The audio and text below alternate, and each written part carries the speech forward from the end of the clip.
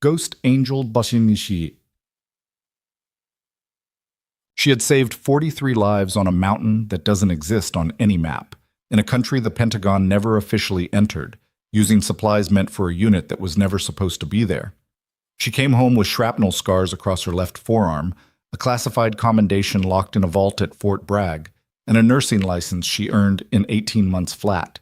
Tonight, in a bar called Decker's in a mid-sized Colorado city, a Marine commander with 6 months in country and a brand new set of silver bars just laughed at her drink order. He thought she was a tired ER nurse. He thought the worst thing about tonight was going to be the tab. He was wrong about both. If this story already has you hooked, drop a comment below and tell me what city you're watching from. I want to see how far this story travels. Hit like, subscribe, and follow along because you do not want to miss what happens next. The bar was called Decker's, and it had been a Marine hangout for long enough that the stools had permanent impressions in them. Ashford, Colorado wasn't a big city. It was the kind of place where a military base and a regional hospital were the two largest employers, and everyone knew someone connected to at least one of them. On a Friday night in October, Decker's filled up early. There were uniforms at every table, pitchers going warm, and a flat screen above the bar showing a game nobody was really watching. Olivia Carter came in just after 8. She was still in her scrubs. She hadn't bothered changing because she hadn't planned on staying. She just wanted one beer and maybe 20 minutes of something that wasn't a patient crashing or a charge nurse breathing down her neck about documentation. 11 hours in the ER at Riverside Veterans Medical Center would do that to you. She'd had 2 codes before noon, a GSW that came in screaming and left unconscious, and a late afternoon chest trauma that nobody thought was going to survive until she got her hands on him. He did survive. He wouldn't know her name by Monday. She took a seat at the far end of the bar, away from the cluster of Marines at the center tables. She knew most of them by general type, if not by name. She'd patched enough of them up over the past 3 years to recognize the posture, the way they sat like they were always ready to stand. The group tonight was louder than usual, which meant a celebration of some kind. She flagged down the bartender, a heavy-set guy named Terrence, who always poured 2 fingers short. The usual? Amber draft, whatever's coldest. He nodded and moved off. Olivia pulled out her phone and stared at it without really seeing it. She was still running the chest trauma in her head, the approach, the decision she'd made in the 3rd minute when his pressure started dropping, the thing she'd done that wasn't in the nursing protocol, but had kept him alive anyway. She did that after hard cases. She couldn't not do it. You look like someone who had a rough shift. She looked up. A man had settled onto the stool next to hers, early 30s, clean cut, wearing a dress uniform with freshly pinned captain's bars. He had the look of someone who'd just gotten good news and wanted everyone in the room to share it. That obvious? She said. The scrubs are kind of a tell. He extended a hand. Doyle. Marcus Doyle. Just got my captain's bars today. Olivia. She shook it briefly. Congratulations. You're from Riverside, the Veterans Hospital? ER. He nodded, impressed in a surface-level way. Tough work. My guys end up there sometimes. He glanced at her scrubs again, at the dried coffee stain on her sleeve she hadn't noticed until now. So what's a nurse do to unwind besides drink alone at Decker's? There wasn't much malice in it. That was almost the worst part. He wasn't trying to be condescending. He just was, naturally, without effort. Same things anyone does, she said, and turned back to her phone. But Doyle was celebratory and a little drunk, and the kind of man who misread disinterest as shyness. He leaned an elbow on the bar. You know, we've got a corpsman in my unit who swears ER nurses are the toughest people in any hospital, says they see everything. He's not wrong. But he also said they're not the same as battlefield medics. Doyle smiled. No offense, just different skill set. Olivia took a long pull of her beer when Terrence set it down. Sure. My unit's got guys who've done 3, 4 deployments. Real trauma. The kind of stuff nurses here don't see. He was still smiling, still meaning nothing by it, which meant everything. You know what I mean. I do, she said, and she did, just not in the way he meant. One of Doyle's friends, another officer, taller, already on what looked like his 3rd drink, leaned over from the next stool. Doyle, you're bothering the lady. I'm not bothering her. We're having a conversation. He looked back at Olivia. We are having a conversation, right? You're having it, she said. I'm listening.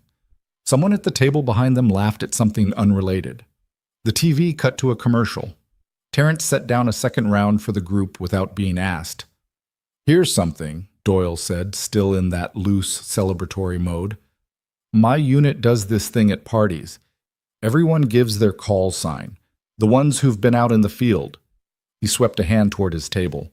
Doyle's a tough one to codename, so they gave me Stryker back in Kandahar. Real creative. He said it with self-deprecating humor, which she almost respected. You ever get a call sign? In nursing school or whatever? She looked at him. Just for a second, she looked at him straight on, the way she almost never looked at people anymore.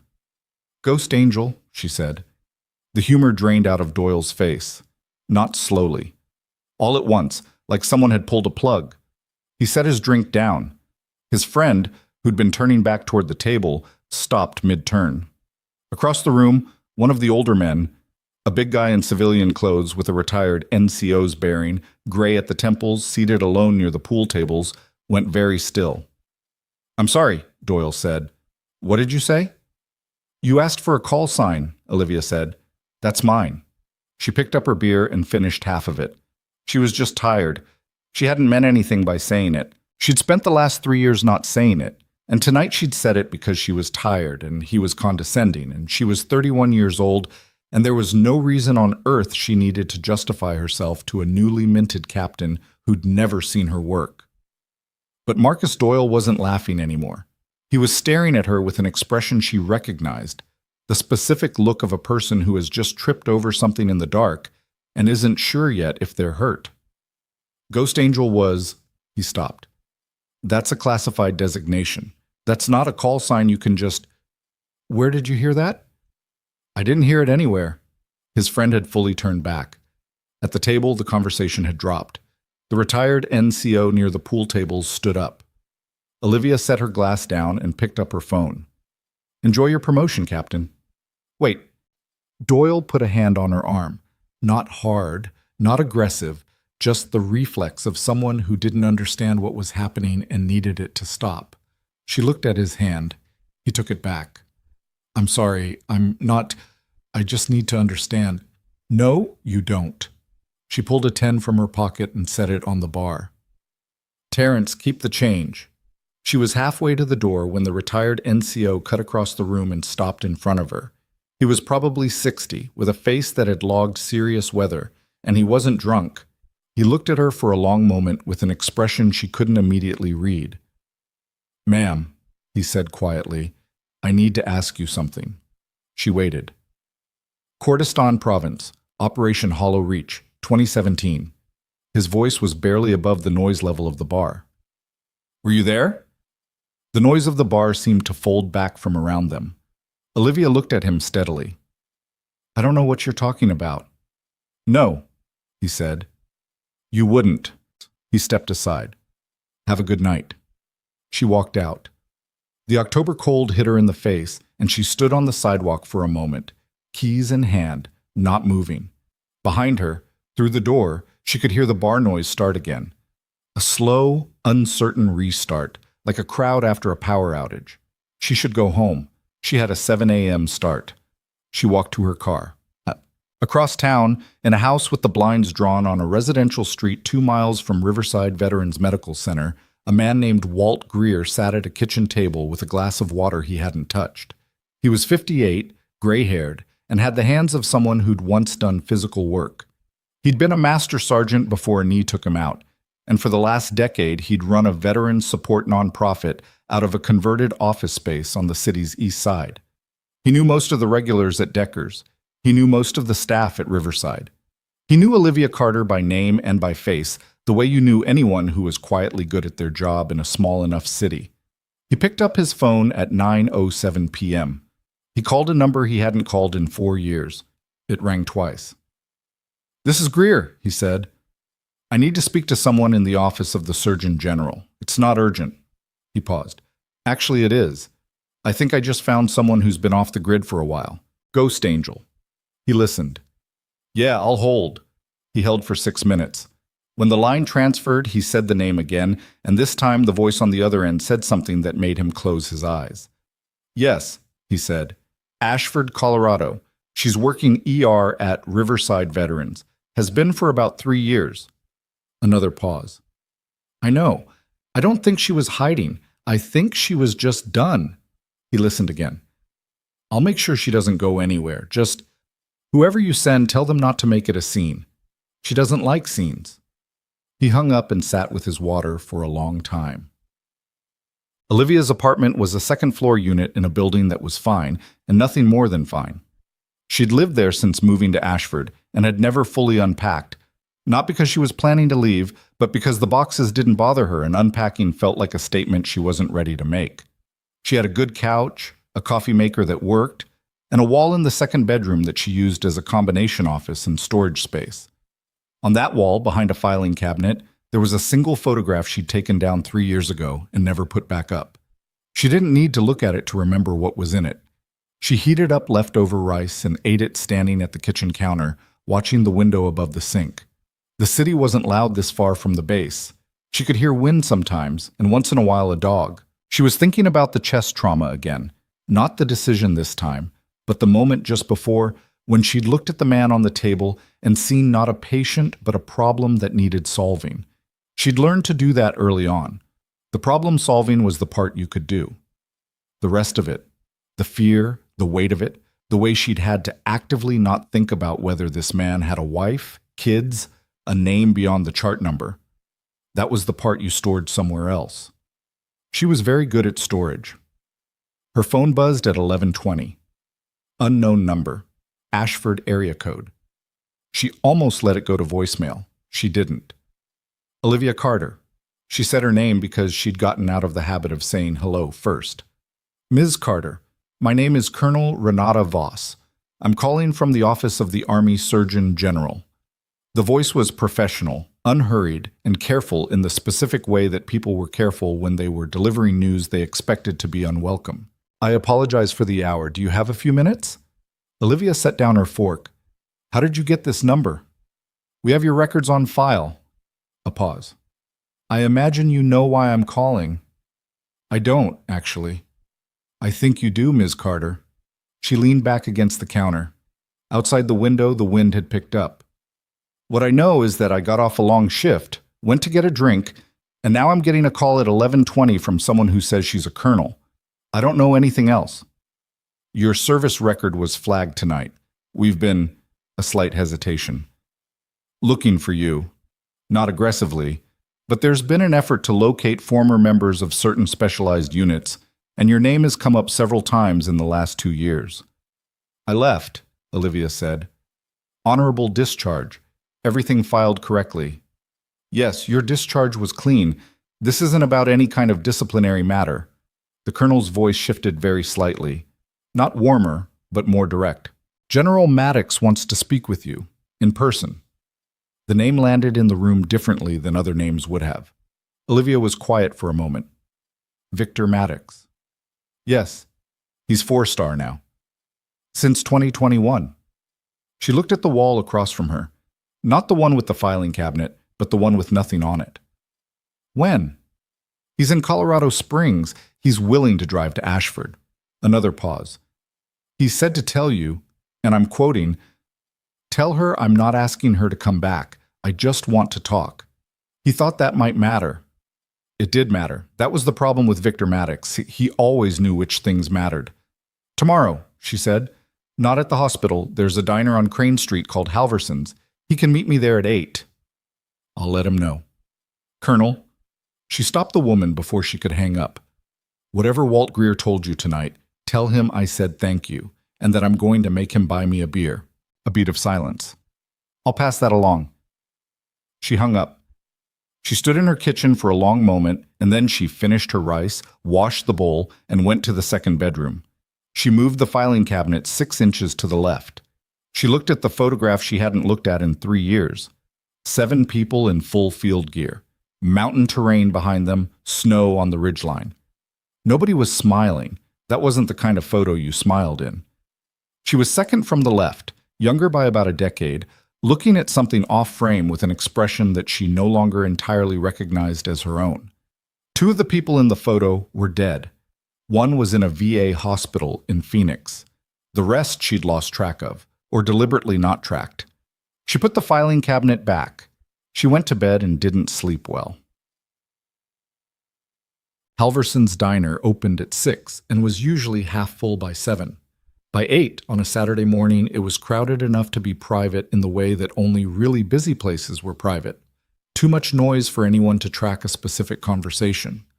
Olivia arrived at 7:50 and took a corner booth that faced the door. She ordered coffee and looked at the menu she'd had memorized for 2 years. Victor Maddox came in at 8:02, alone. She'd expected an aide, maybe two. But he walked in wearing civilian clothes, plain coat, no visible insignia, and he scanned the room the same way she always scanned rooms. And when he saw her, he didn't do anything as theatrical as smile. He just walked over and sat down. He'd aged, not badly, but honestly. There were lines around his eyes that hadn't been there when she'd last seen him, and his hair had gone more gray than black. He was 61 and looked exactly 61, which was the kind of thing she'd always respected about him. Olivia. General? Victor is fine. I know. The waitress came and he ordered coffee without looking at the menu. When she was gone, he put both hands flat on the table and looked at her like he was taking inventory. You look good, he said. I look tired. You look good and tired. There's a difference. He glanced at her hands, at the faint scar line along her left forearm. 3 years in Ashford ER. I hear you're good. I do my job. I hear you're better than good. I hear you saved a kid last spring. 17 years old, farm equipment accident. Bled through 2 protocols before you. I don't need a recap of my own cases. No, he agreed. He picked up his coffee when the waitress returned and set it down without drinking it. Walt Greer called last night. I know. He heard your call sign. I said it. I shouldn't have. She looked at the table. I was tired and someone was being dismissive and it was stupid. Was it? She looked up. Maddox had that look he got sometimes. Not calculating, not manipulative, but genuinely direct. He was one of the few people she'd ever met who said what he meant with complete consistency. It was both his best quality and his most dangerous. Someone called Marcus Doyle, just pinned captain's bars. Spent 10 minutes condescending to me last night about how ER nursing isn't real trauma medicine, she said. I said my call sign. I didn't explain anything. I didn't make a speech. I just said 2 words and left. It was the most I've said about my service history in 3 years. Doyle's in Colonel Hartman's unit, Maddox said. Hartman knows what the call sign means. I figured something like that was going to happen. It's a short chain, Olivia. Once the name surfaces, it moves. I know how it works. He was quiet for a moment. Outside the diner windows, the Saturday morning street was starting to fill. Families, a few joggers, a couple with a stroller. Normal Ashford on a normal weekend. She'd chosen this city partly for this quality. Tell me about the operational record, he said, and she shook her head. You already have it. I want to hear it from you. Why? Because I'm going to ask you something and I need to know where you are first. She looked at him for a long moment. Where I am, she said, is 3 years out. I work ER. I'm good at it. I have, she chose her words carefully, a functional life, not a complicated one. That's intentional. The last mission, he said, Hollow Reach. The name went through her the way it always went through her.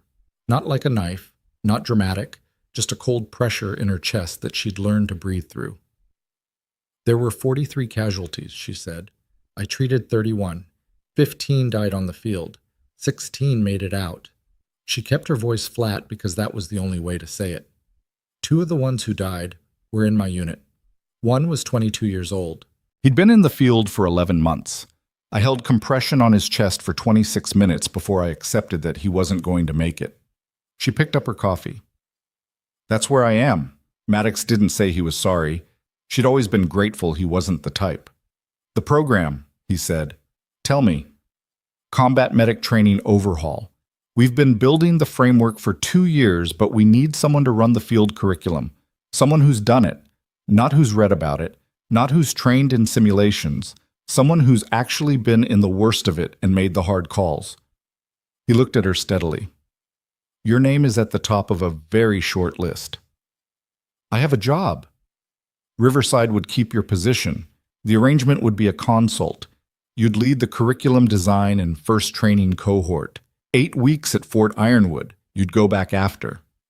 Fort Ironwood was 40 minutes north of Ashford. She hadn't known it was there when she'd picked the city, and when she'd found out, she'd taken it as the universe confirming that nothing she did made any particular difference one way or another. Why now? She said. Because we've had 4 cases in the last 18 months where combat medics froze in the field. Not for lack of technical skill. He pressed his hands flat against the table again. For lack of preparation for what the work actually costs. Psychologically, emotionally.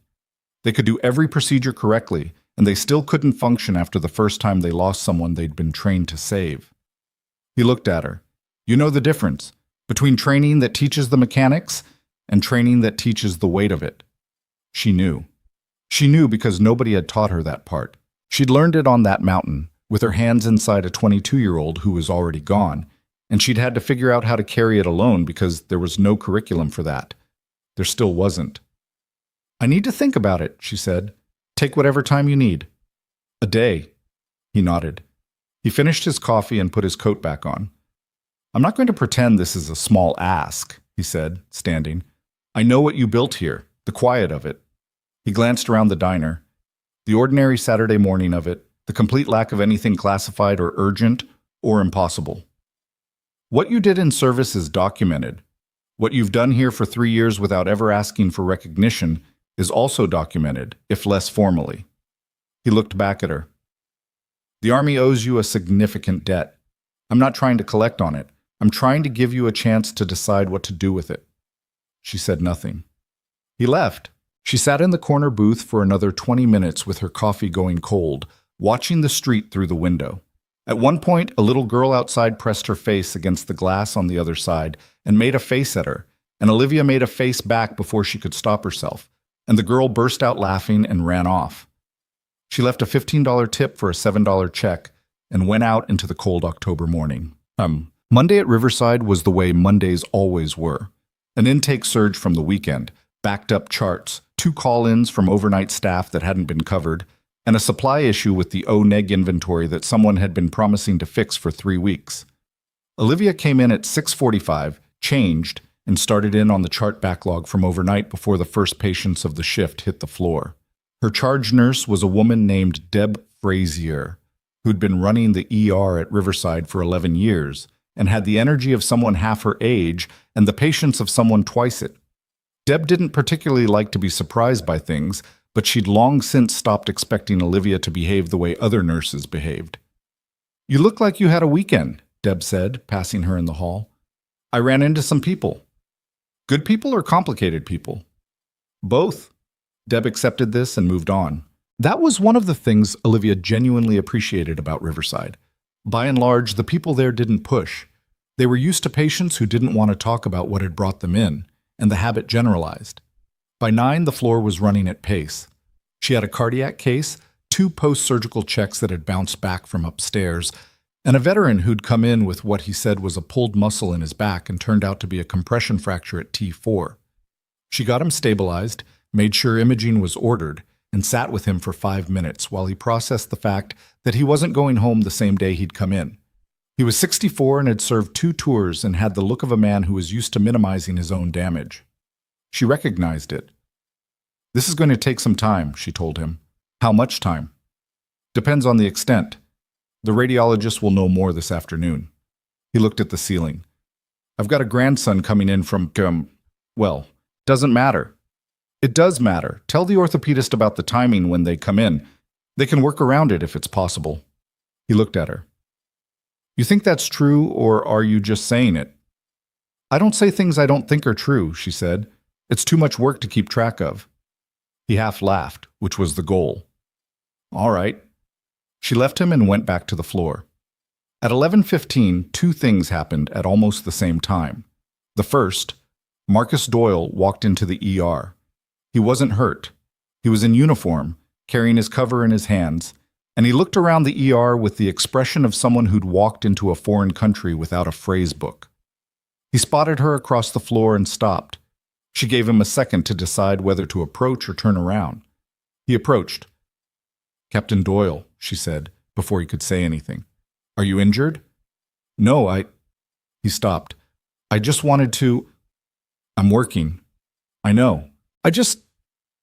He held his cover in both hands now. "I owe you an apology." She looked at him. He was genuinely uncomfortable, which was at least honest. "For Friday?" "For Friday. For the way I talked to you. It wasn't appropriate, and it wasn't respectful." "No," she said. "It wasn't." He winced slightly at the direct confirmation. "I didn't know—" "You didn't need to know anything to be respectful," she said. "That's kind of the whole point." He was quiet for a moment, then, "Fair." "Okay." She picked up a chart. "Apology accepted. Now please go. I have 3 patients pending and you're standing in my ER." He went. She watched him walk out through the sliding doors and turn toward the parking lot, and she felt something that wasn't quite satisfaction and wasn't quite forgiveness, but was somewhere in the same territory. She went back to work. The second thing happened at 11:43. A man came through the ambulance bay at a dead run with a child in his arms. The child was 8, maybe 9, female, unresponsive.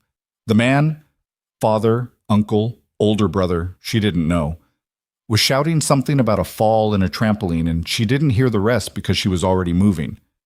"Bay 3, she said, and was at the gurney before the man had fully processed where she'd come from. The child, the chart would later say her name was Maya, had a pulse, barely. Respiratory pattern was wrong, not absent, but wrong, shallow and irregular. Her pupils were unequal. Behind Olivia, the bay was filling with people who all had jobs to do. She was aware of them without cataloging them.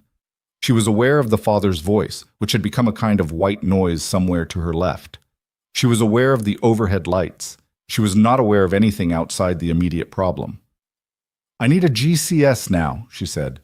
"Imaging standing by. Someone get neuro on the phone." She ran her hands along the child's skull, careful, methodical, the specific focus that she'd learned in a different world entirely, on different patients, in different conditions, but which was the same underlying thing. "She's got a head injury, possible epidural. We need a CT yesterday." "BP is dropping," someone said behind her. "I know." She was already adjusting, already moving, already 3 steps ahead of the room. "Let's go, now, keep up." The bay moved with her. She didn't stop to think about Fort Ironwood or Maddox or the photograph behind the filing cabinet. She stopped thinking about all of it entirely. There was just the child on the table, and the problem that needed solving, and the window of time she had to solve it in, and all of it narrowed down to that specific and brutal and clarifying point. This was the thing about the worst kind of medicine. It made everything else stop mattering for a while. It was the only thing she'd ever found that did. The monitor spiked. Someone called a number. She was already moving before they finished the sentence, hand steady, mind clear, operating in the specific register where she'd always been best. Not in the quiet moments, but in the moments when something irreplaceable was in danger of being lost. The child's blood pressure dropped again, sharp and fast, and the room shifted into a different gear entirely. The monitor spiked again, and Olivia called for a second IV line before the echo of the first alarm had finished, her voice carrying the specific flatness of someone who had run out of room for anything except what needed doing next. Maya, the chart had a last name now, Tremblay, father named Paul, 37, standing in the hallway because someone had correctly made him leave, was in active neurological decline. The CT request was already in. The problem was the 11 minutes between now and when imaging would have an answer, and the blood pressure that kept sliding in the wrong direction like it had somewhere else to be. "She's posturing," said the resident behind her, a second-year named Gavin Rourke, who was good under pressure in the way that second years were sometimes good, which meant he was reliable until the situation exceeded his pattern matching. "I see it." She did. The arms, the angle. She adjusted. "Pull the attending. Get Dr. Osei down here now. not when he's finished with whatever he's finishing. He's in a consult. I know where he is. Go get him anyway. Rourke went. The nurse on her left, a travel nurse named Bex, who'd been at Riverside 6 weeks and was still learning the floor's rhythms but moved fast and didn't ask unnecessary questions, was already running the second line, and Olivia appreciated her for it without having the bandwidth to say so.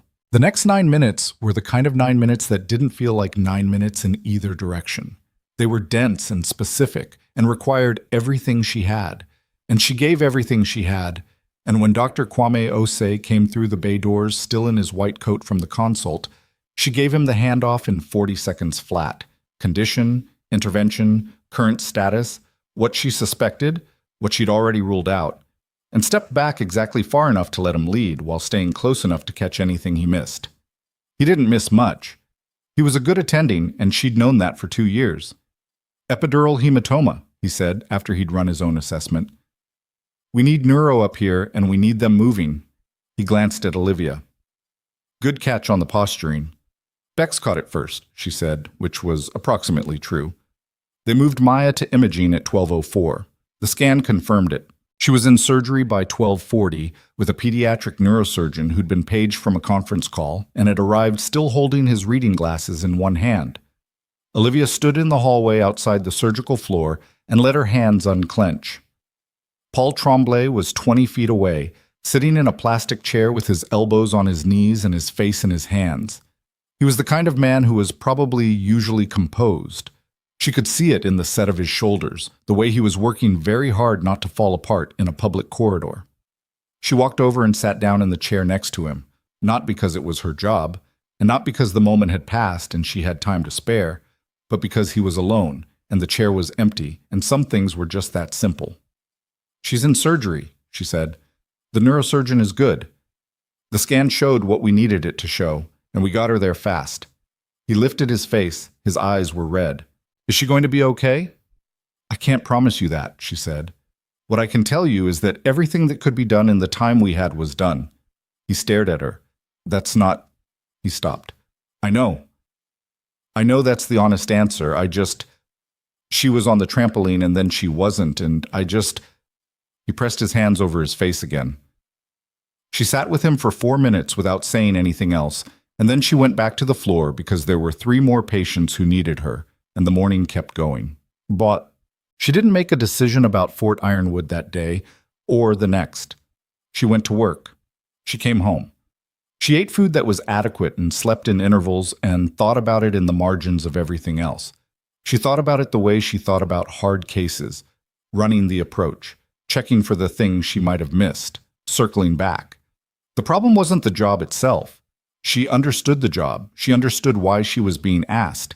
She even understood in the detached way she understood most things why Maddox had framed it the way he had. Not as obligation, not as debt, but as choice. The problem was the thing that Hollow Reach had left in her, and whether she was willing to walk back into the territory it lived in. On Wednesday evening, she went to see Walt Greer. His office was a converted auto repair shop on the east side, which was a strange choice until you understood that most of the veterans who came through his program were more comfortable in a place that still smelled faintly of oil and had mismatched furniture and no inspirational posters on the walls. He was behind his desk when she came in, reading something on paper rather than a screen, which was a habit she'd always found oddly reassuring. He looked up when she knocked on the open door. He had the grace not to look guilty. I told you I'd make you buy me a beer, she said. I heard. He set the papers down. Sit. She sat. His desk had 3 empty coffee cups on it and a photograph of a mountain that she didn't recognize. He looked at her with the frank assessment of a man who'd spent decades evaluating people in high-stakes situations and had stopped trying to be subtle about it. You're thinking about it, he said. I'm always thinking about things. That's not a conclusion. No. But the fact that you came here instead of just staying annoyed at me from a distance is a conclusion.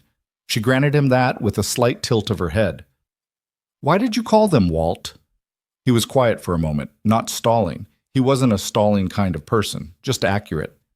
Because I recognized the call sign and I recognized what you looked like when you said it, And I've seen enough people spend the rest of their lives folded around something they should have opened up a long time ago. He picked up one of the coffee cups, realized it was empty, set it back down. You're good at your job. You're very good. But I watch you in there sometimes, and you're operating on about 60% of what you actually have. The rest of it is somewhere else. That's a lot of presumption from a Monday morning visit. I've been doing this for 12 years. I presume things. He looked at her steadily. Maddox is a straight shooter. Whatever he told you, he means it. I know he means it. That's not the question. What's the question? She looked at the photograph of the mountain for a moment. Whether I can teach people how to handle something I'm not sure I've handled. He was quiet for a beat. Then, you know what the difference is between people who've handled something and people who are qualified to teach it? She waited. Nothing, he said. That's the only honest answer. The people who've genuinely handled it usually can't teach it because they've filed it away somewhere clean and they can't access it anymore. The people who are still carrying it, still sitting with the weight of it, those are the people who can tell recruits what it actually is. He leaned back. You think the ones who've made peace with it are the right teachers? Or the ones who can still feel what it cost? She didn't answer immediately, which was an answer. You already know what you're going to do, he said. Don't do that. I'm not doing anything. I'm just reading the room. She left without confirming or denying it, which they both understood as confirmation. She called Maddox Thursday morning. One condition, she said before he'd finished his greeting. The curriculum includes a mandatory module on the emotional and psychological cost of field decisions, not as a footnote, as a core component, and it's assessed the same way the technical skills are assessed. Done, he said. I'm not finished. I want input on the assessment criteria, not rubber stamp, actual input. If I'm building the framework, I need to trust that it doesn't get watered down once I hand it over. I'll put it in writing. Good, she paused. 8 weeks. 8 weeks. Fort Ironwood. First cohort of 68. I'll need the existing curriculum sent to me before I start. Everything they're currently using. I'm not building in a vacuum. It'll be at your apartment by tomorrow morning. She was quiet for a moment. You already had it ready. I had it ready 2 years ago, he said. I just didn't know where you were. She didn't know what to do with that, so she didn't do anything. I'll talk to Deb today. I can start in 3 weeks. I'll have your access credentials and base clearance set up by end of week. She hung up and stood in her kitchen again. Same counter, same window, different morning. The coffee was better this time.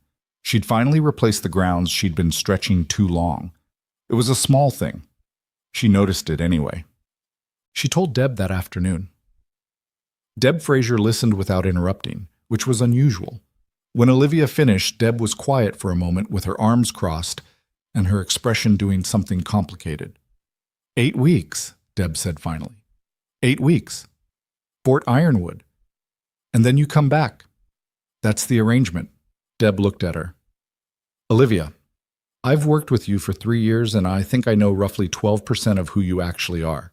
I'm saying that as a compliment. She uncrossed her arms. What you're describing, this curriculum, this training program, is that something you want to do or something you feel like you owe? It was a better question than Olivia had expected. She held it for a second. Both, probably. Good, Deb said. Both is honest. She picked up the clipboard she'd set down when Olivia had started talking. I'll have HR start the leave paperwork. You're taking 3 weeks of your banked PTO and the rest on an approved temporary assignment. Don't argue with me about it. You have 47 days accrued and it's embarrassing. I wasn't going to argue. You were about to. I saw your face. Deb was already moving. Go check on the Tremblay girl. Her father has been asking about you. Maya Tremblay had been moved to the pediatric ICU after surgery. She'd made it through, which was not guaranteed, but was also not a surprise to anyone who'd been in that bay on Monday. Olivia went up to the 4th floor and found Paul Tremblay in the hallway outside the PICU, looking like a man who'd been wrung out and hung up to dry but was still standing. He saw her and stood up straighter.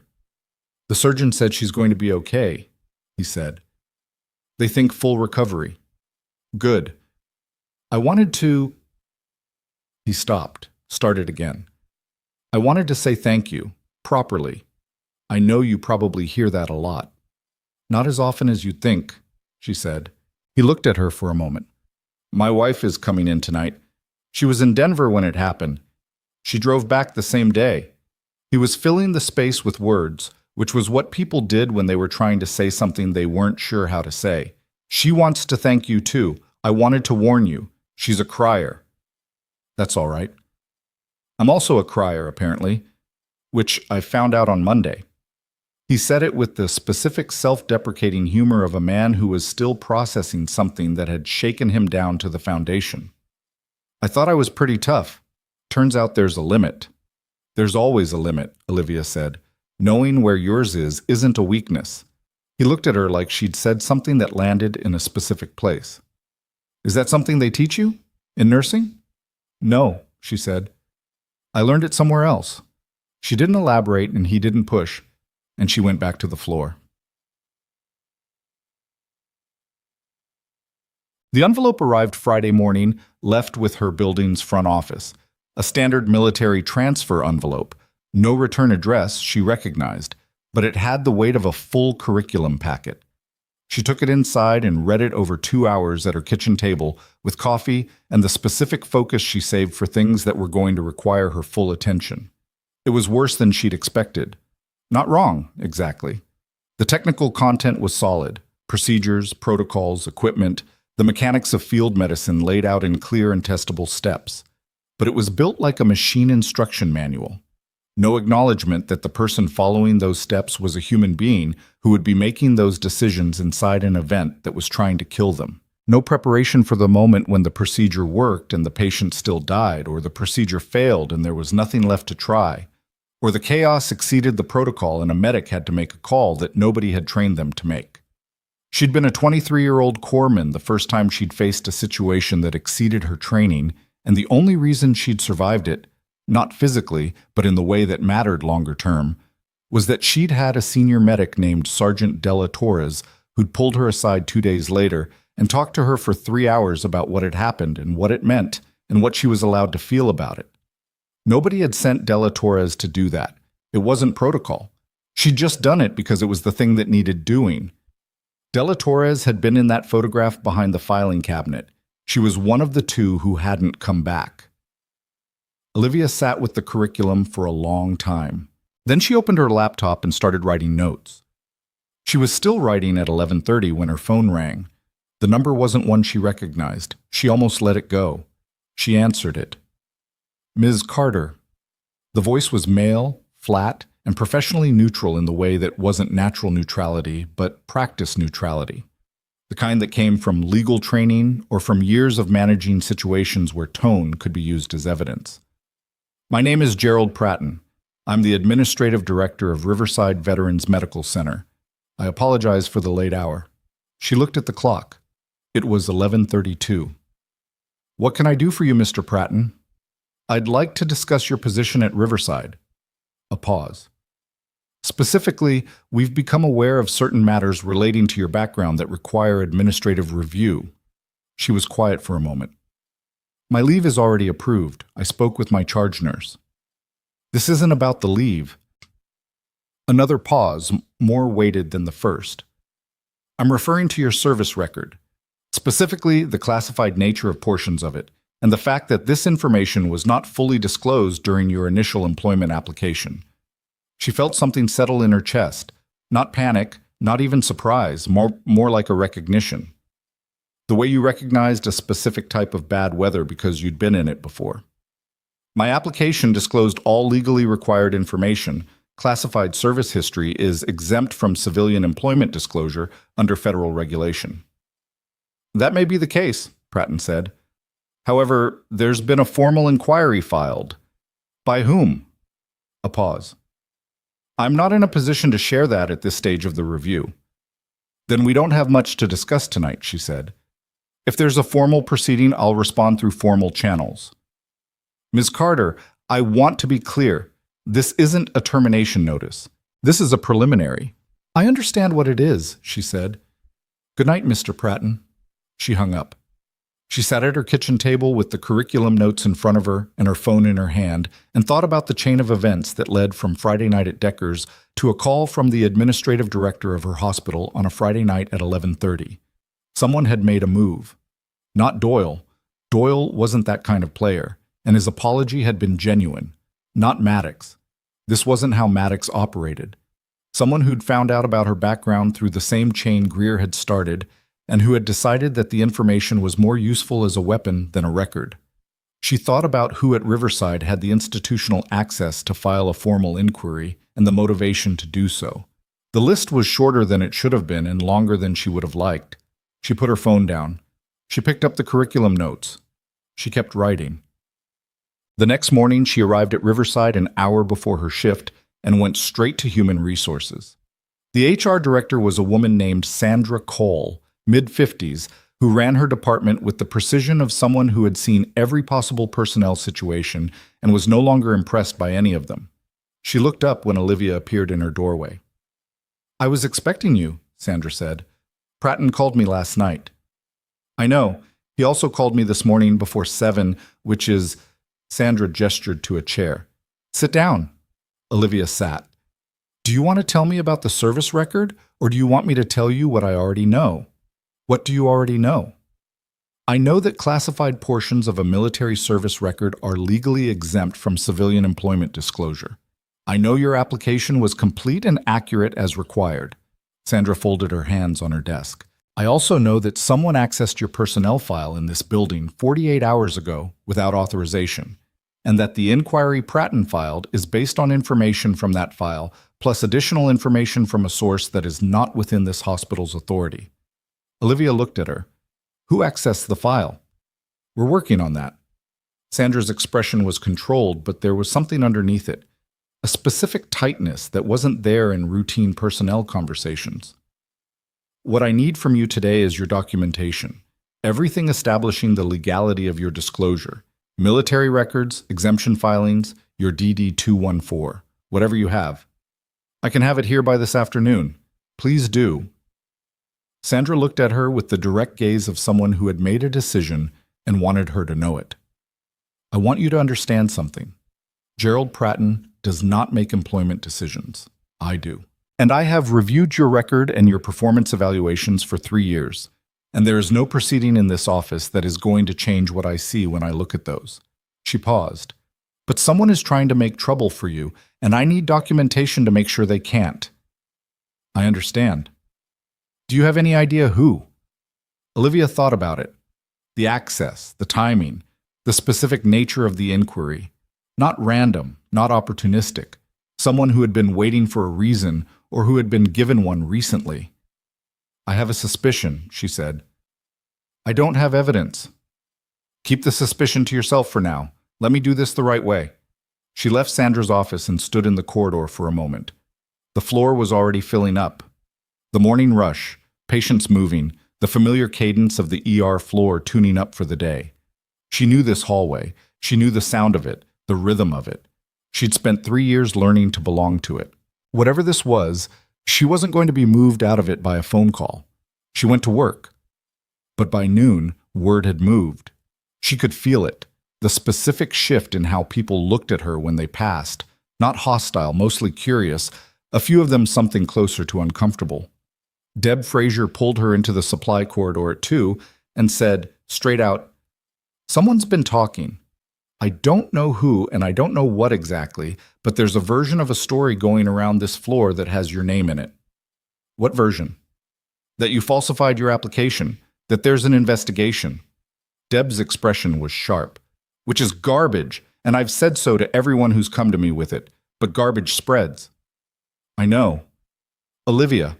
Deb stopped her with a hand on her arm. "Not hard, just definite. This isn't your fault, and it's not small. Whatever you need from me, testimony, records, me standing in someone's office and being very loud, you have it."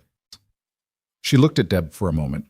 3 years, and she'd never told Deb anything about where she'd come from or what she'd done before Riverside. Deb had never asked. She'd just watched the work and made her own conclusions. "Thank you," Olivia said. "I mean it. Don't thank me. Find whoever started this and make sure Sandra Cole gets their name." She went back to the floor. At 4:15, she was in the middle of a medication review when Rourke, the second-year resident, appeared beside her with an expression she'd never seen on him. Tight, uncertain, like he was delivering news he didn't want to be responsible for. "Someone's here," he said. "Not a patient. They're asking for you by name. Front desk said they have federal credentials." She looked up from the chart. "What kind of federal?" "They didn't say, but there are two of them, and they're not in uniform." She handed the chart to the nurse on her left and walked toward the front entrance. She came around the corner and stopped. Standing at the front desk, speaking quietly with the receptionist, were two individuals in civilian clothes who had the specific bearing of people who were federal law enforcement, not military, not hospital administration, but the kind of credential that came from a different category of authority entirely. The one facing her looked up.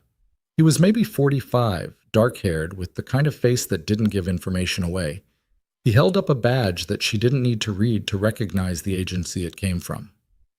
"Olivia Carter?" "Yes." "My name is Special Agent Darren Falk. This is my partner, Special Agent Teo Brancato."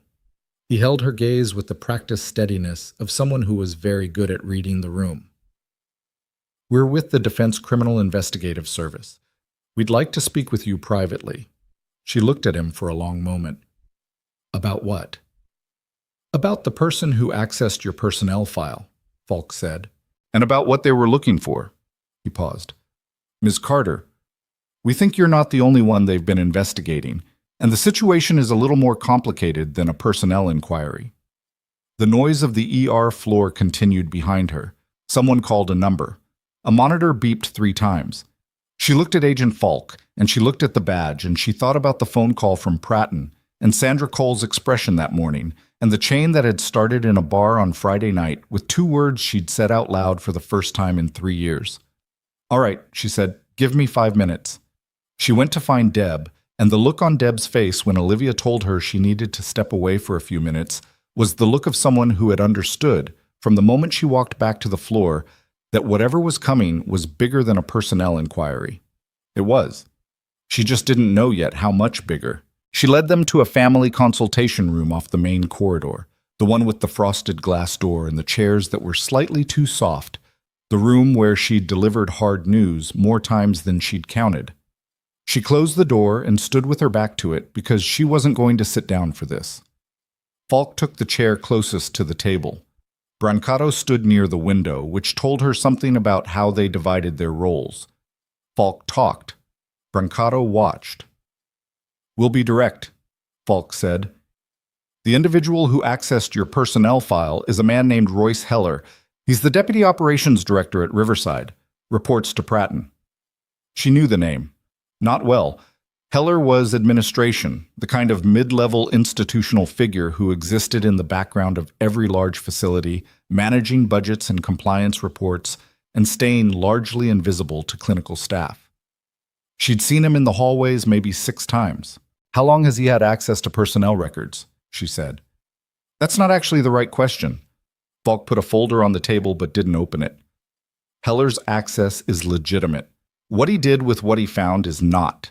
He pulled your file, ran your name through a separate database that he does not have clearance to access, and then made contact with 2 individuals outside this hospital who have a documented interest in discrediting military personnel connected to Operation Hollow Reach." The room went quiet in a specific way. "Say that again," she said. "There's a network, loosely organized but active, that's been working for approximately 4 years to suppress or discredit testimony connected to Hollow Reach. We believe it originates with contractors who had financial exposure from that operation, the kind of exposure that becomes criminal liability if the right testimony reaches the right oversight body." Falk looked at her steadily. "You're not their first target. You're their most recent one. And you're the most significant because your operational record from that mission is the most complete documentation of what actually happened on that mountain." She was standing very still. "What happened on that mountain is classified." "Yes, which is why they need the testimony discredited before it can be declassified." Brancato spoke for the first time. His voice was quieter than Falk's, more precise. "They can't access the operational record directly. But if they can establish that you falsified your employment application, even a minor procedural violation, they create a credibility problem, a documented one, something that follows you into any future proceeding. She thought about Pratton's call, the specific timing of it. Heller fed Pratton the inquiry. Pratton may not know the full picture, Falk said. He may genuinely believe it's a legitimate HR matter, or he may know more than he's telling. We're not there yet. He finally opened the folder. He turned it so she could see the top page. A communication log, names redacted, timestamps intact. What we need from you is a formal statement, your operational account of Hollow Reach to the extent it can be declassified, corroborating the record that already exists in the military archive.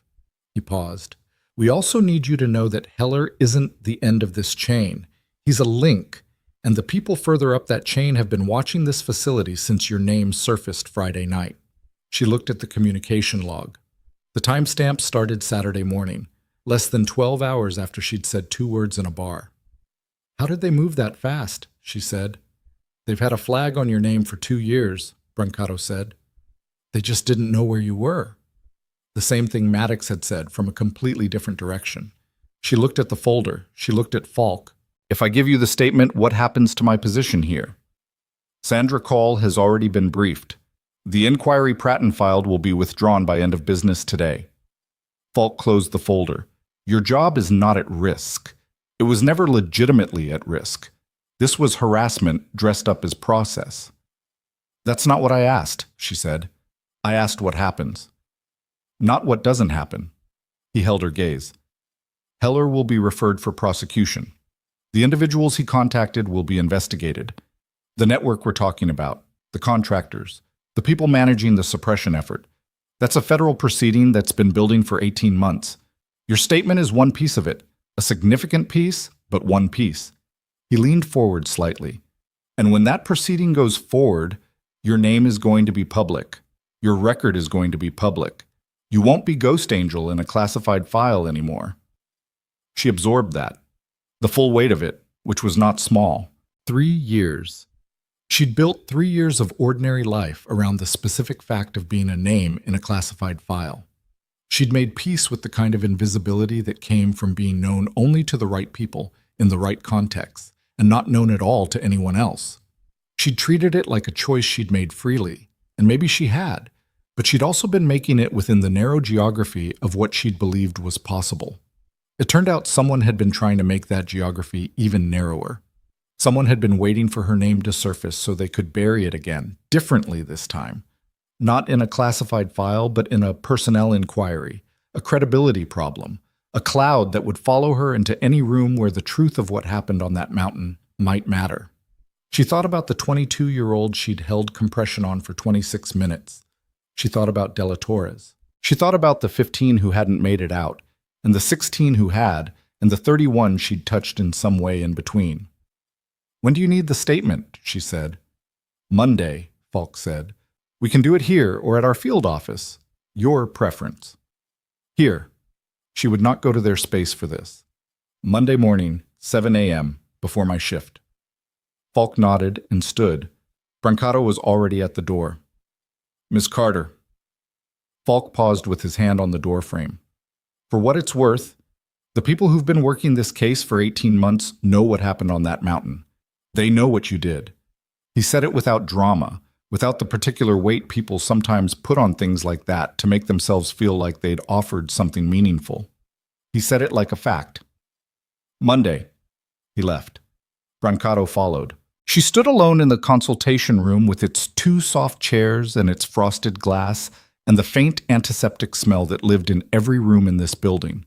She stood there for approximately 90 seconds, which was the maximum she was going to allow herself, and then she opened the door and went back to the floor. She had 2 patients waiting and a chart that needed signing and 3 hours left in her shift. She did all 3. She got home at 8. She didn't open her laptop. She didn't review the curriculum notes. She went to the second bedroom, moved the filing cabinet, and looked at the photograph for a long time. 7 people. Mountain terrain, snow on the ridgeline. She picked it up. She hadn't touched it in 3 years. And she carried it to the living room and set it on the shelf above the television where she would see it every day. Not because everything was resolved, not because the weight of it had changed, because hiding it had been a choice she'd made when she thought she was the only person still carrying it. And it turned out that wasn't true. It had never been true. There were federal agents who had been building a case for 18 months. There were contractors who'd been afraid of what she knew for 4 years. There was a general who'd kept her name on a list and driven to a diner in Ashford on a Saturday morning.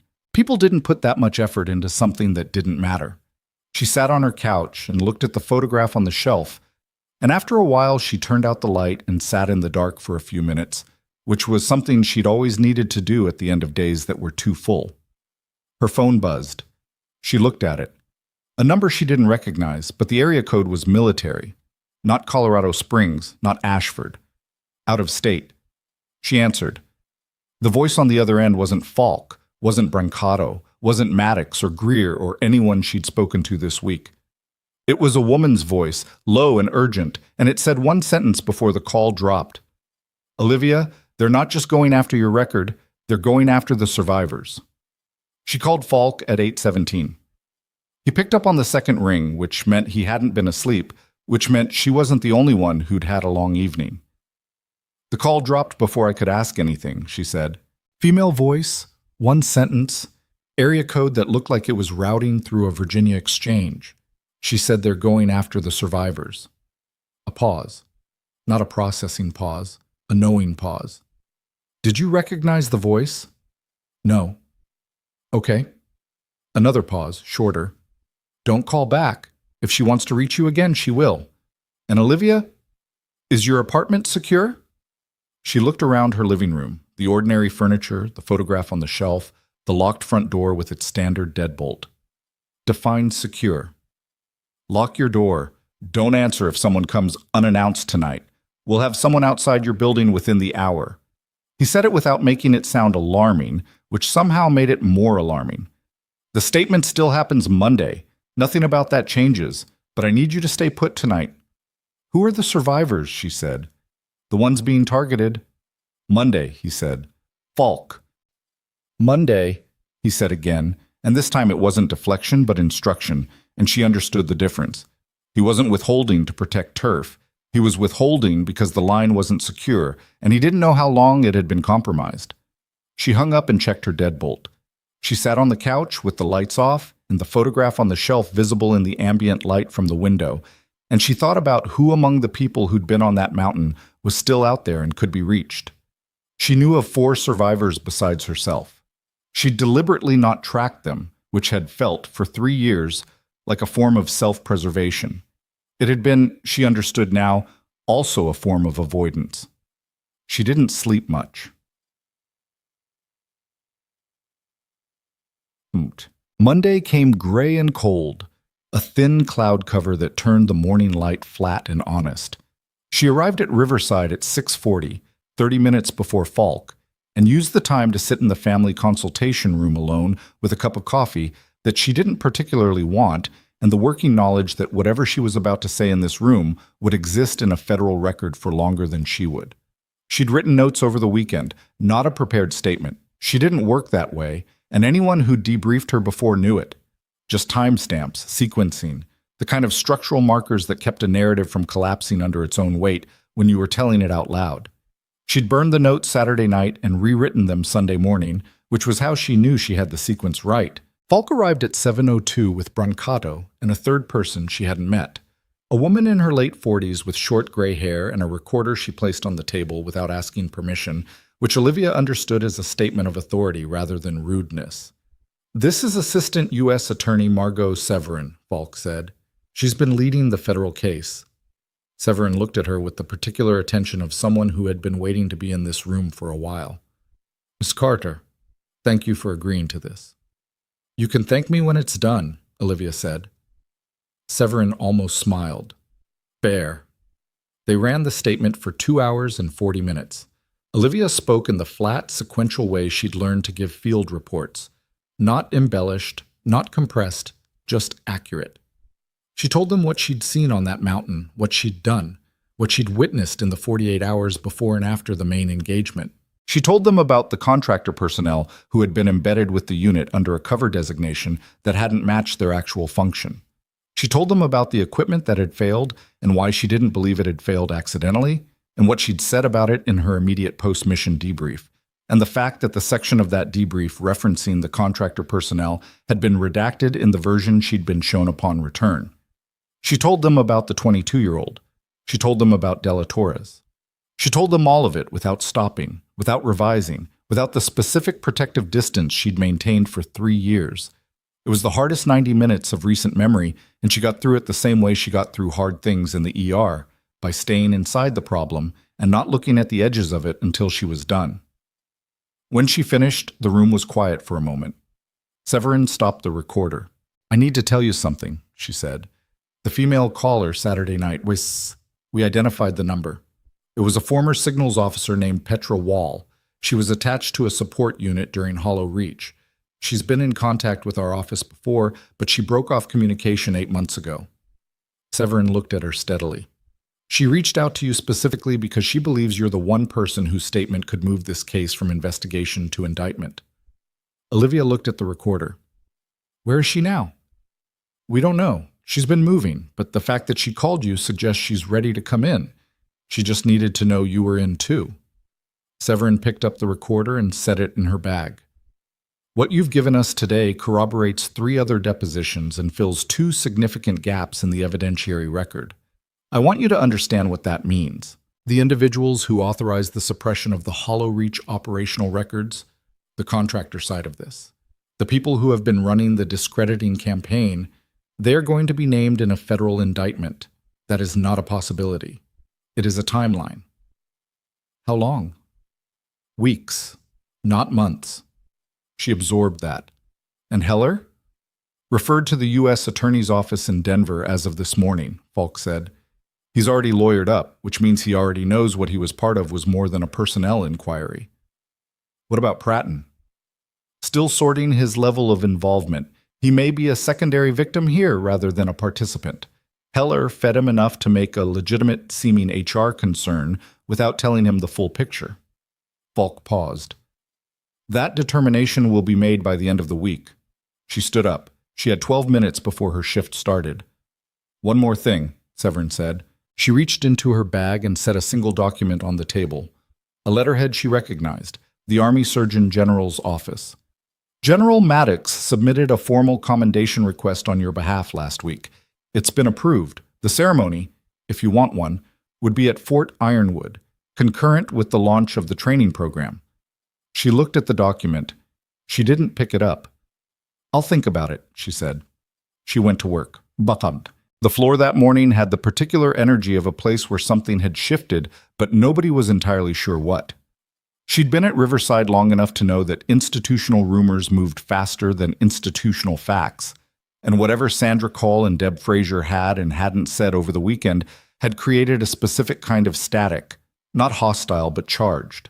She treated it the same way she treated any other ambient pressure. She did her job. Deb found her at 9:30 during a momentary gap between patients. "Sandra Cole wants to see you at noon." Her words were brief and good news, which from Sandra means exactly that. "I know." Deb studied her. "You look like you ran a marathon in your sleep." "Close." "Are you okay?" She thought about the question seriously, which she didn't always do. "I will be," she said, which was honest in a way that okay wouldn't have been. Deb accepted it and moved on. That was one of the things she'd always valued most about Deb. The woman had an accurate instinct for when to push and when to let the answer be what it was. At noon, Sandra Cole's office was quiet and orderly, which matched Sandra herself. She gestured to a chair and got to the point within 30 seconds of Olivia sitting down. "The inquiry Pratton filed has been formally withdrawn. DCIS contacted our legal team this morning, and the matter is closed on our end. I've added documentation to your personnel file clarifying the exemption status of your classified service record, which means this cannot be re-raised by anyone without triggering an immediate legal response." Sandra folded her hands. "Gerald Pratton has been placed on administrative leave pending the determination of what he knew and when he knew it. Royce Heller has been terminated for cause and referred for federal prosecution." She paused. "I want to be clear. None of this reflects on your standing here. Your position is unchanged, your evaluations stand, and your approved leave for Fort Ironwood is fully in place. Thank you, Sandra. Don't thank me. I did paperwork. Sandra looked at her with a directness that wasn't unfriendly. I will say one thing that's outside my official capacity. Whatever you did before you came here, whoever you were before you were an ER nurse at Riverside, I think this hospital has been better for having you in it. Deb Frazier has said as much to me at least 4 times, and she doesn't say things 4 times unless she means them 11. She picked up a pen. That's all? Olivia stood. The paperwork you did matters, she said. I know it doesn't feel like the dramatic part, but it's the part that actually holds. Sandra looked up. Something in her expression shifted, just slightly, the way things shifted in people when they were told something they needed to hear. Go have lunch, she said. The week moved the way weeks moved when things were in motion beneath the surface. Faster than it felt in the moment. Slower than the urgency warranted. She finished her notes on the Fort Ironwood curriculum. She got a second call from Maddox confirming her start date, and a third call from Colonel Voss about base access credentials, and a brief email from Falk saying that Petra Wall had been located in Reno and was cooperating with the federal investigation. She also got a call from Marcus Doyle. She almost didn't answer. She answered. I heard some of what happened, he said. With your record, the inquiry. He paused. I don't know how much of it was connected to Friday night, but I know it started Friday night, and I want you to know I didn't. I know you didn't, she said. I feel responsible. You're not. She meant it. You asked for a call sign, and I gave you one. The rest of it was already in motion before you sat down next to me. She paused. The thing you actually are responsible for is the way you spoke to me before that. The nursing comment. Silence on the line. I know, he said.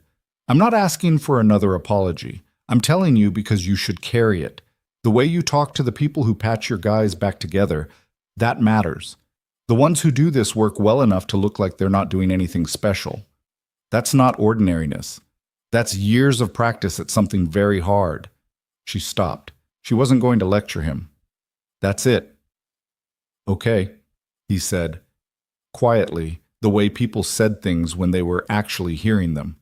For what it's worth, the men in my unit who've been through Riverside ER, they all say the same thing about you, that you're the one they want in the room. She didn't say anything to that. Take care of yourself, he said. You too, Captain. She hung up and went back to the curriculum notes. Conche. The indictments came on a Wednesday. She was on shift when Falk texted. 2 words. It's done. And she was in the middle of a blood pressure assessment, and she finished the assessment, recorded the reading, and then stood in the hallway for approximately 30 seconds processing it. 4 individuals. She learned the names that evening from a news brief that ran on the local Ashford station and got picked up nationally by morning.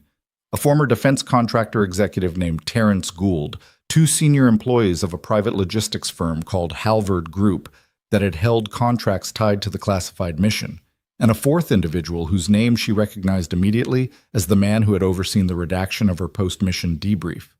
The charges included obstruction of a federal investigation, conspiracy to defraud the United States government, and, the one that landed with the most weight, witness intimidation in connection with a pending national security proceeding.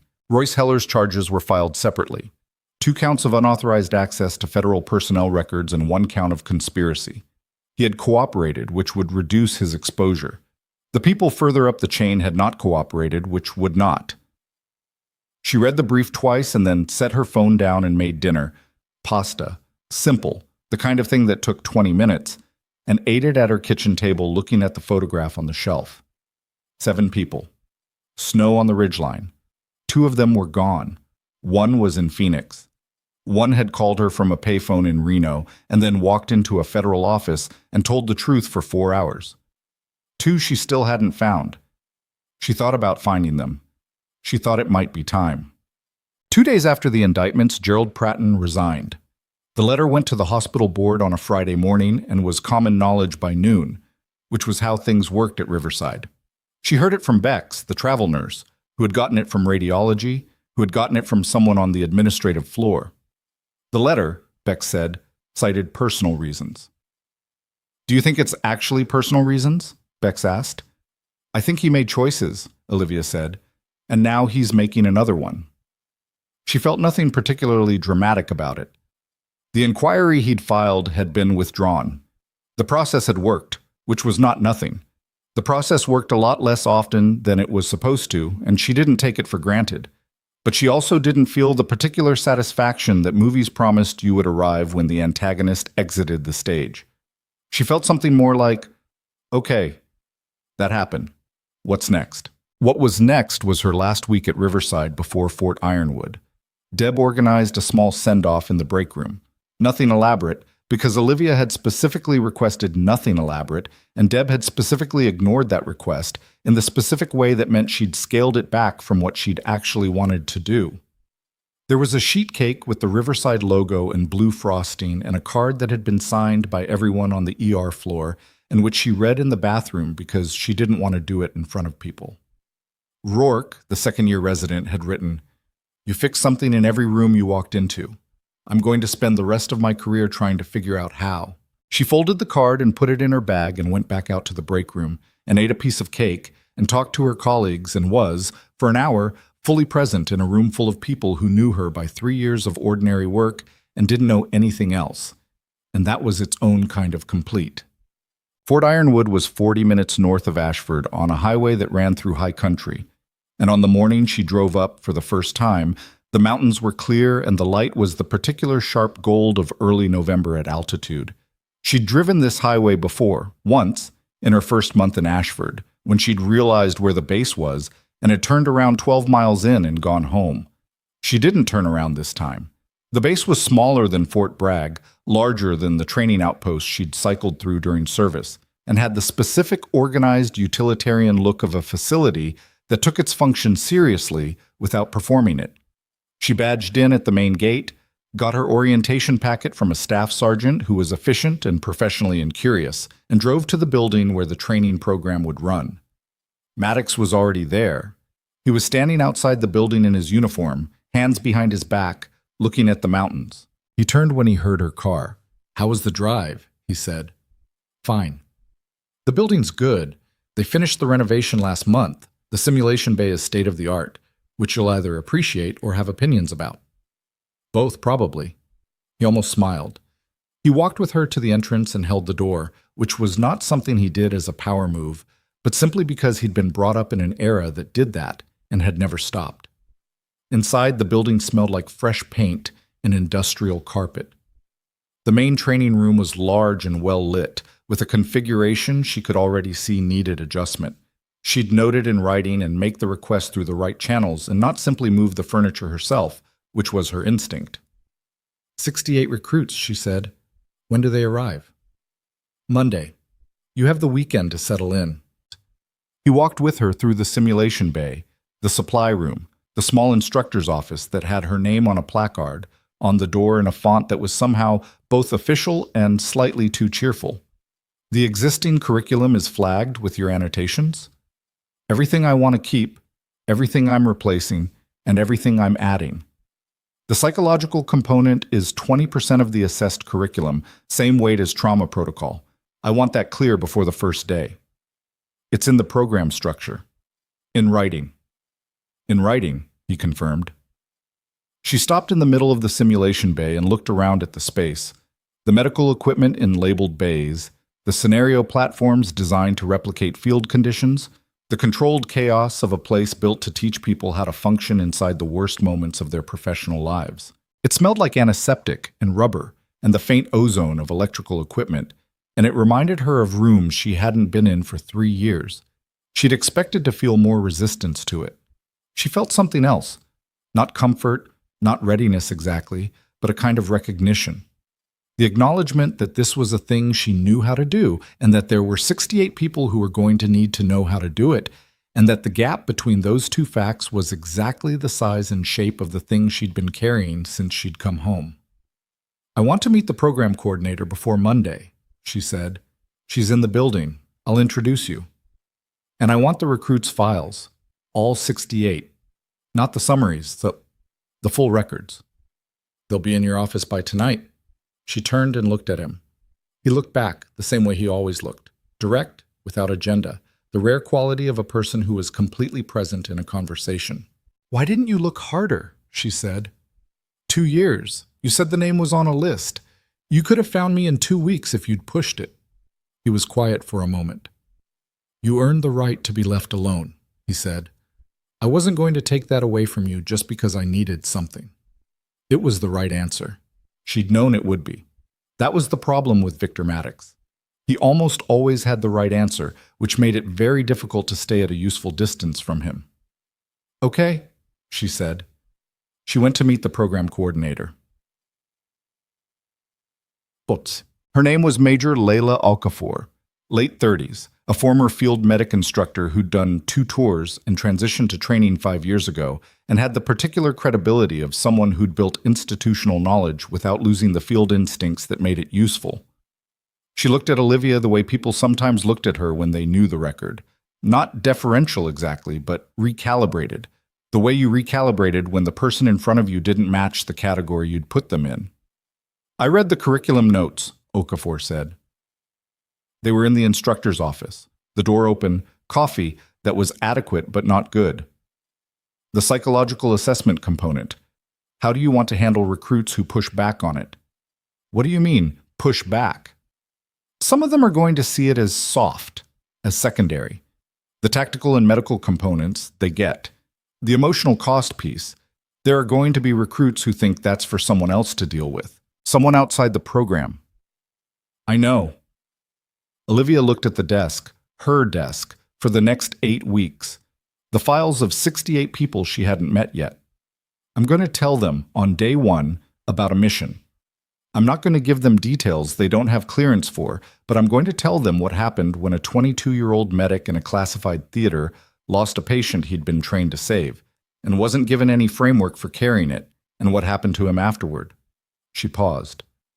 "And then I'm going to tell them I'm the one who held compression on that patient for 26 minutes, and that nobody gave me a framework either, and that I spent 3 years in a civilian ER running at 60% because of it. And then I'm going to tell them that this module exists so that they don't have to figure it out alone in a parking lot somewhere at 2 in the morning. Okafor was quiet for a moment. "That's going to land hard on day 1. "Good. It should." She picked up the first file from the stack of 68. The weekend went fast. She organized the office, annotated the remaining curriculum sections, drove back to Ashford on Sunday to pick up the last of what she needed, and stood for a few minutes in her apartment looking at the space of it. The couch, the shelf, the photograph. She'd arranged for a neighbor to check on the place, which felt like a practical and vaguely adult thing to do. She wasn't sure when she'd started doing practical adult things as a reflex rather than a deliberate effort. Somewhere in the last 3 years, probably. She picked up the photograph and put it in her bag. She drove back to Fort Ironwood in the dark, which she preferred.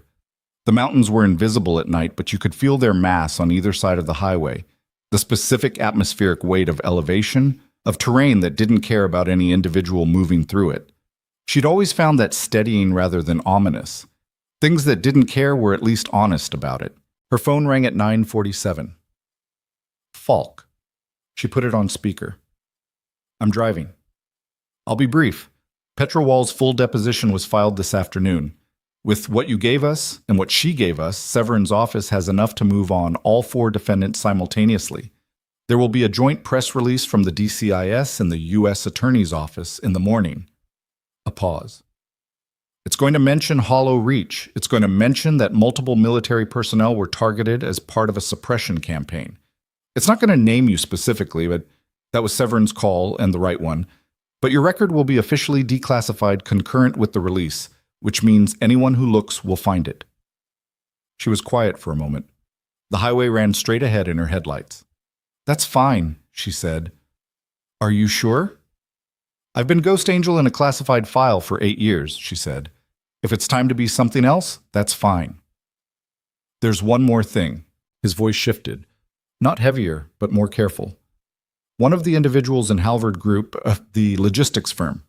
His name is Dale Merritt. He was the contract liaison embedded with your unit during Hollow Reach under a cover designation." She knew that name. She didn't say so immediately. "He's the one who authorized the equipment configuration. Falk said. The communications array that failed. The one you noted in your original debrief. The highway, the dark mountains, the headlights running straight. We know, Falk said quietly, that the communications failure was not accidental. The array was configured to fail under specific atmospheric conditions, the conditions that existed on that mountain on that day. It was deliberate. A pause. I'm telling you this because you're going to read it in the indictment documents, and I didn't want you to read it cold. She didn't say anything for a long moment. The 22-year-old, the compression, 26 minutes. The communications failure that had meant the evacuation request hadn't gone through until 14 minutes after it was sent. 14 minutes during which 3 people had died waiting for a response that was already on its way, but hadn't arrived because the array had been configured to fail at altitude above 8,000 feet, which was exactly where they had been. She had always known, in the way that field people knew things without being able to prove them, that the failure wasn't random. She had written it in her debrief.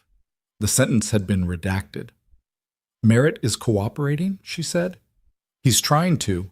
His lawyer is trying to negotiate a reduced charge in exchange for testimony against Gould.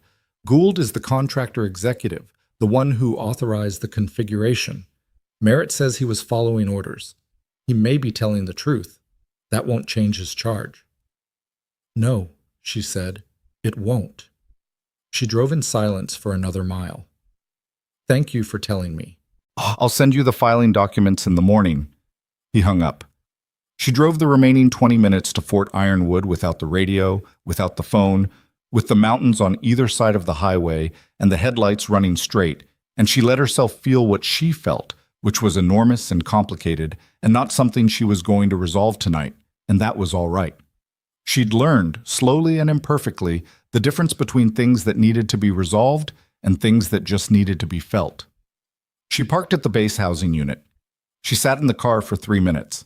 She went inside and unpacked the photograph and set it on the desk in her temporary quarters, and she looked at it for a while in the light of the desk lamp, and she thought about Dela Torres and the 22-year-old and the 14 minutes and the 8,000 feet and the array that had been configured to fail. She thought about 68 recruits arriving Monday morning who didn't know yet what it was going to cost them to do this work, who didn't know yet that the cost was real and nameable and survivable, but only if someone told them the truth about what it was. She was going to tell them the truth. She was going to tell them starting Monday, and she was going to keep telling them until they understood it, and then she was going to hand them back to the world better prepared for it than she had been, which was the only thing she could give them that was actually worth anything. She opened her laptop. She looked at the 68 files. She started with the first one. The recruit's name was Amber Reyes, 23 years old. Prior service in logistics, applying for combat medic lateral transfer. Evaluation notes said she was technically strong and interpersonally reserved, which the evaluator had marked as a potential concern. Olivia made a note next to that assessment. Not a concern, a resource. Teach her to use it. She moved to the second file. She was on the 9th file when her laptop pinged with an incoming document, Falk's filing materials, as promised. She opened it. She read the first page, which was a summary document, and the second, which was the evidentiary outline, and then she got to the third page and stopped. A name she hadn't expected. Not in the indictment, not in the contractor chain, in the supporting documentation. Listed as a recipient of communications from Halvard Group in the 6 months preceding the operation. Communications that had included, according to the filing summary, advance notice of the communications array configuration. A name that was currently attached to a hospital administrative position. Not Heller, not Pratton. A name that was attached to the Chief of Medical Operations at Riverside Veterans Medical Center. A position that had existed for 8 years. A position that she had worked under for 3 of them. A position held by a man named Wallace Greer. She read the page 3 times. Not because she didn't understand it, because she needed to be certain she was reading what she was actually reading and not what exhaustion and a long week were constructing for her out of parts that didn't connect. They connected. Walt Greer, the name in the supporting documentation. Communications recipient, 6 months before Hollow Reach. Advance notice of the array configuration, which meant advance notice of the failure, which meant that when the evacuation request went silent for 14 minutes, there was a man in a converted auto repair shop on the east side of Ashford who had known why. She sat with that for a long time. Then she called Falk. He picked up on the first ring this time. She heard him register the hour. It was past 11. And register something else in the single second before she spoke. Page 3 of the supporting documentation, she said. The communications recipients list. A pause. A different kind of pause than his other ones. You saw it. When were you going to tell me? In the morning, with context. His voice was controlled but not dismissive. I didn't want you reading it alone at night without... I'm reading it alone at night. I know. I'm sorry. He meant it. The documentation connects him to Halvard Group as a paid consultant in the 2 years leading up to the operation. The communication containing the array configuration detail was sent to his personal email. We believe he was a secondary contractor, not involved in the operational decisions directly, but a conduit. Someone who moved information between the contractor side and individuals with access to the mission structure. She said nothing. We don't know yet if he understood what the information would be used for, Falk said. That's the honest answer. The configuration detail could have been framed to him as a routine update, or he could have known exactly what it meant. That determination is part of the ongoing investigation. He called you, she said, Friday night after Decker's. He called the office of the Surgeon General. He found me. Yes. He said he was protecting me. He may have believed that. People are capable of... Falk stopped. I'm not going to tell you how to feel about this. He may have genuinely wanted to protect you while also having done something that contributed to what happened on that mountain. Those things can both be true. That's part of what we're trying to establish. She looked at the photograph on the desk. 7 people. Snow on the ridgeline. Della Torres was second from the right. She had her head turned slightly, looking at something off-frame, the way she always looked, like she was already thinking about the next problem. What happens now? Olivia said. He'll be interviewed. His financial records are already being subpoenaed. If the evidence supports a charge, he'll be charged. If it establishes he was deceived about the purpose of the information, he won't. Falk paused. Either way, his name is going to come up in the federal proceedings. Whatever his role was, it won't stay private. She thought about his office, the 3 empty coffee cups, the photograph of a mountain, the 12 years of work with veterans that was real and documentable, and had helped people she could name. She thought about the way he'd looked at her when she'd said, "Ghost Angel," that specific expression she hadn't been able to read, and understood now that what she hadn't been able to read was guilt. All right, she said. Olivia, I'll be reachable tomorrow, she said. I have 68 recruits starting Monday. She hung up and sat at the desk with the filing documents open on her laptop and the photograph in front of her, and a feeling in her chest that wasn't grief exactly. She'd felt grief before and knew its specific weight, but was something adjacent to it. The feeling of a thing you thought you understood rearranging itself into a different shape. She closed the laptop. She went to bed. She slept better than she'd expected to, which told her something about where she actually was. Not past it, but through the worst of the immediate shock, in the territory where the facts were facts, and the only thing left was what you did with them. Monday came clear and cold, and 68 recruits arrived in the main training room at Fort Ironwood at 0700 in the particular formation of people who had been told to be somewhere specific and weren't yet sure what kind of specific it was going to be. She stood at the front of the room and looked at them. 23 through 29 mostly. Mixed background, some with field time, some straight from training pipelines, some lateral transfers like Amber Reyes. They had the collective posture of people who were competent in their existing lanes and had arrived here expecting to add a technical specialty to what they already knew. She let them stand there for a moment.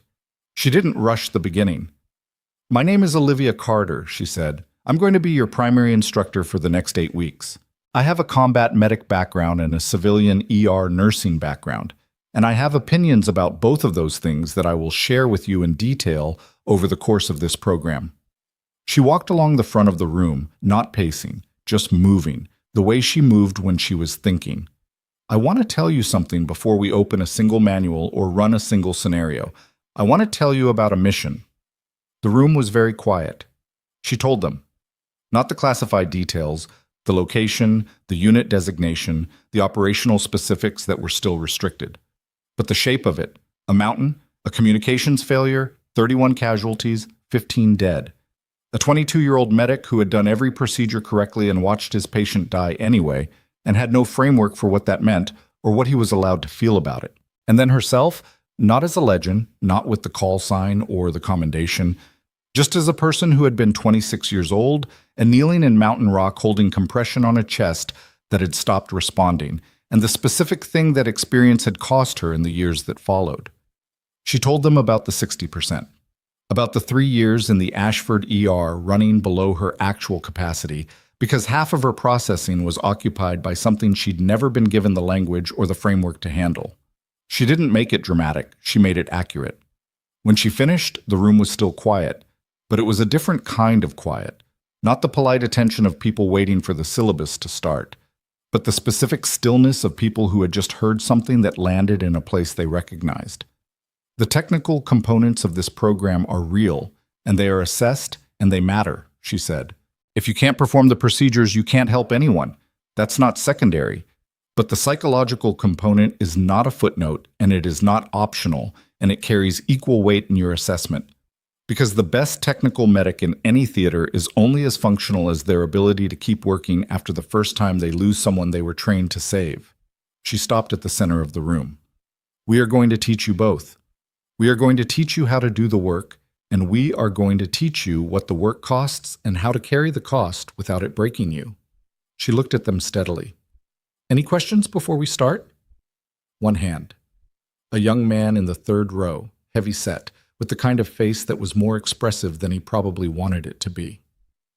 Ma'am, the mission you described, did the medic make it? She looked at him. No, she said. He didn't. A beat.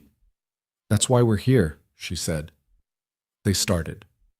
The first week was the hardest, the way first weeks always were. The calibration period, the sorting out of who had what gaps and where the program's existing structure needed to bend.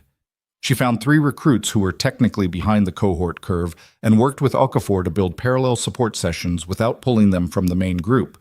She found 2 who were technically ahead and gave them the additional responsibility of peer support and scenario runs, which was both a practical decision and a deliberate one. The people who were most capable needed to learn early that capability was not the end of the obligation but the beginning of it. Amber Reyes was, as expected, technically strong and interpersonally reserved. She was also, Olivia noticed by Wednesday, the one recruit who consistently sat with the struggling members of the cohort during breaks without being asked, not coaching them, not performing mentorship, just being present. She wasn't doing it consciously. She was doing it because it was her instinct. Olivia made a note. Leadership track. Tell her. Not yet. Week 3. The psychological module launched Thursday. She taught it herself, with Okafor running the scenario documentation. It was not a lecture. It was a structured conversation, which was harder to run than a lecture, but produced something a lecture couldn't. Actual disclosure, actual weight-bearing, 68 people discovering together that the thing they'd each been privately bracing for was the same thing. One recruit, a woman named Serena Valls, 24, prior logistics, cried during the second hour. Not quietly, either. She started to apologize, and Olivia stopped her. Don't apologize, she said. That response is appropriate. It's accurate. The work you're training for is hard enough to cry about. Anyone who tells you otherwise is either lying or hasn't done it yet. Valls wiped her face. A few people in the room shifted, a few more relaxed. Moving on, Olivia said. The Greer situation resolved on a Friday, 3 weeks into the program. Falk called at noon and she stepped out of the simulation bay to take it.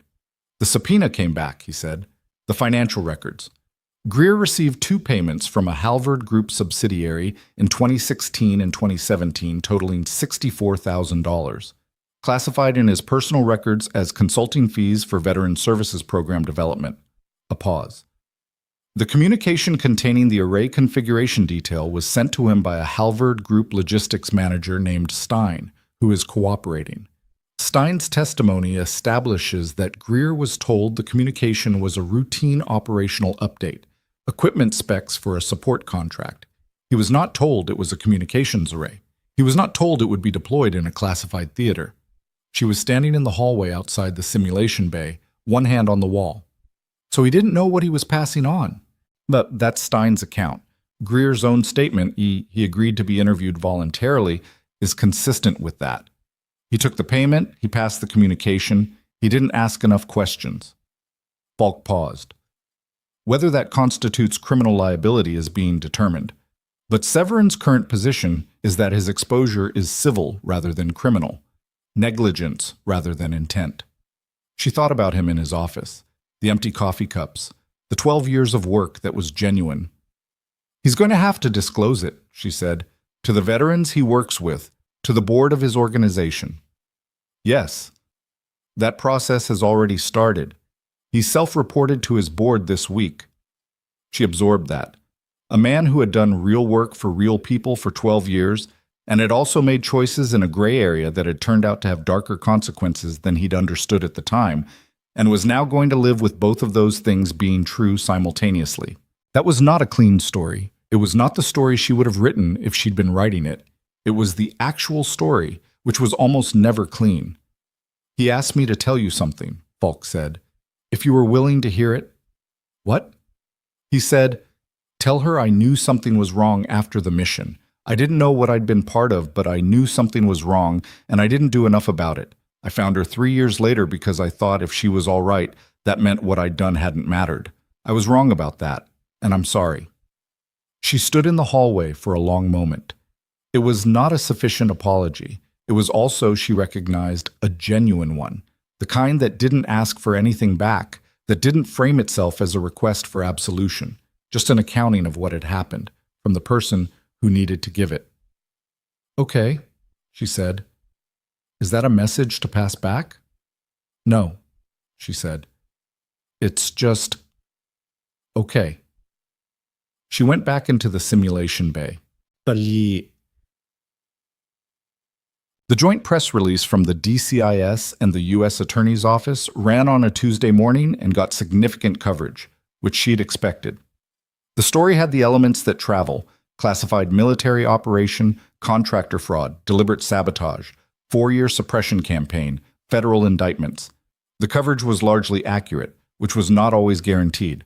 Her name appeared in 2 of the major outlets, not prominently, but accurately. Former combat medic. Classified designation. Targeted as part of the suppression campaign. Currently leading a military training program at Fort Ironwood, Colorado. She read the pieces once, at 6 a.m., before the cohort arrived, and then put her phone away. Deb Frazier texted at 6:47. Saw the news, not surprised. Call me when you surface. Maddox sent an email, characteristically brief. Well done. See you at week 8. Marcus Doyle sent a text that said, I owe you more than an apology. I know that now. Thank you for not writing me off. She thought about that one for a moment, then texted back, don't waste it. Be better to the people who do the work nobody sees. She got a thumbs up in return, which was exactly the right level of response. The one she didn't expect came Wednesday afternoon. A voicemail from a number she didn't recognize, Virginia area code, left while she was running the afternoon scenario block. The voice was Petra Walls. I don't know if you remember me, Wall said, which was an odd way to start given that she'd called Olivia's personal cell at 11 p.m. 3 weeks ago. We weren't in the same unit. I was signals support, 2 ridges over. I heard your call sign on the comms the night of the main engagement. I've heard it in my head most nights since. A pause. And in the pause, Olivia could hear something that wasn't quite collected. A person holding themselves together for the duration of a voicemail in a way that took effort. I just wanted you to know that what you did, the deposition, the record, it didn't just matter for the case. It mattered for the people who've been carrying this without any frame to put it in. You gave the story a shape. You gave it an ending. Another pause. That's it. That's what I wanted to say. You don't have to call back. She listened to it twice. She didn't call back, not because she didn't want to, but because Wall had said what she needed to say, and asking for more would have been taking something. She saved the voicemail. She went back to the cohort. Ort. Week 5 brought the first real crisis of the program. A recruit named Obi Makinde, 25, technically one of the strongest in the cohort, locked up in a scenario run. Not a minor hesitation, a full freeze. The scenario was a multi-casualty simulation, 2 critical patients, resource constraint, decision required inside 90 seconds. He stood in the middle of it and stopped, and the simulation ran for 40 seconds past the decision window before Okafor called the pause. She pulled him after. They sat in the instructor's office with the door closed and 2 cups of coffee, and she did not begin with what went wrong. She asked him what he'd seen in those 40 seconds. He looked at the desk for a moment. "Both of them," he said finally. "Both patients. I ran the triage. I knew which one had better odds. I knew what the protocol said." He stopped. "And I thought about what it was going to feel like to walk away from the other one. And I just stopped." "Good," she said. He looked up. "Ma'am?" "That's the right problem to be having," she said. "The wrong problem would be not feeling it at all. The training failure would be freezing because you'd never been prepared for that feeling to exist. We've been preparing you for 3 weeks." She looked at him. "Which means what happened today isn't the freeze itself. It's the first time the preparation met the reality. It's going to feel terrible, and then it's going to feel different. Not easy. Different." He was quiet for a moment. "What if it happens in the field?" "It might," she said. "Once. Maybe twice. And then it won't, because you'll have the memory of having gotten through it. And memory is the only thing that actually works in those moments. Not protocol. Memory." She picked up her coffee. "We run the scenario again Thursday. Same parameters. You lead." He looked at her. "Yes, ma'am." He led on Thursday. He made the call in 63 seconds. It wasn't pretty. His hands shook on the equipment, and he swore under his breath at the 50-second mark. But he made it, and he made the right one. And when the simulation ended, he stood there for a moment with his head down, just breathing. She didn't say anything. She caught Okafor's eye across the room, and Okafor gave her the specific look of one instructor to another that meant, yeah, that was it. Week 8 arrived the way the end of intensive things arrived. Suddenly, after what had felt like an impossibly slow middle. The final assessments ran across 3 days, and 63 of the 68 recruits cleared full certification. 4 cleared conditional certification with a structured follow-up requirement, which was honest and appropriate and not a failure of the program, but a feature of it. The willingness to say not yet rather than pass someone who wasn't ready, which the old curriculum had not consistently done. One recruit withdrew voluntarily in week 6, which was also not a failure. He'd come into the program knowing he wanted a different lane and had stayed long enough to be sure. She'd had a conversation with him that had been hard and had also been right, and he'd left with a clearer picture of what he was actually built for, which was worth something. The certification ceremony was small. Maddox came, as promised. Okafor spoke. Olivia did not give a prepared speech. She said what was true, that this cohort had done something harder than pass a technical assessment. They'd done it honestly, which was the only way it counted, and they were going back to their units carrying something that was difficult to name, but that every person who had survived this kind of work would recognize immediately when they encountered it. "You know what it costs," she said. "You know how to carry it. Those are the 2 things I needed to give you. Everything else is yours." Amber Reyes, in the front row, had the specific expression of someone who was holding something in and was almost managing it. Olivia had told her 2 weeks earlier, week 3, as planned, that she was a natural leader and that leadership was not the same as being the most technically proficient, and that the instinct she had toward the struggling members of the cohort was not softness, but a specific and rare quality that she should name and keep and not let anyone train out of her. Reyes had sat with that for a day, and then come back and said, without preamble, "How do I get better at it?" Which was exactly the right question. After the ceremony, Maddox found her outside the building. "The program is being written into permanent curriculum," he said. "DoD signed off this morning. Okafor will run subsequent cohorts with your consultation on the psychological component." He paused. "Which means your part in this is not going to be invisible." "I know." "Are you all right with that?" She looked at the mountains. November had given way to something colder, and the ridgelines had snow on them now. Real snow, settled in for the season. She thought about a different mountain, a different ridge line, a photograph she'd kept behind a filing cabinet for 3 years because looking at it had been too much and not looking at it had been a lie. "I'm all right with it," she said. He nodded. He didn't push. He never pushed. "The commendation ceremony," he said. "The board has approved a formal recognition. Public, on record. I want to know your preference on timing." She thought about it. "Spring," she said, "after the second cohort starts. I don't want it to be the story before the program has a chance to be the story." "Done." She looked at him. "I'm going to try to find the other 2 survivors from the photograph." "I know. I had them located last year. I was waiting for your word." He reached into his coat and handed her a folded piece of paper. 2 names, 2 cities, 2 sets of contact information. "Whenever you're ready." She held the paper. She didn't open it yet. "Thank you," she said, and meant it in the specific way she only meant things when they came from the part of her that didn't have a clinical distance from them. He understood the difference. He inclined his head slightly and left. She stood outside in the cold with the paper in her hand. She drove back to Ashford that evening. The apartment was exactly as she'd left it. The neighbor had checked on it twice, and the plants she'd started keeping in the last year were still alive, which she considered a minor personal success. She set her bag down and walked through the space, kitchen, hallway, living room, and stood in front of the shelf. The photograph had been on the shelf for 6 weeks. It had a specific quality now that it hadn't had when it was behind the filing cabinet.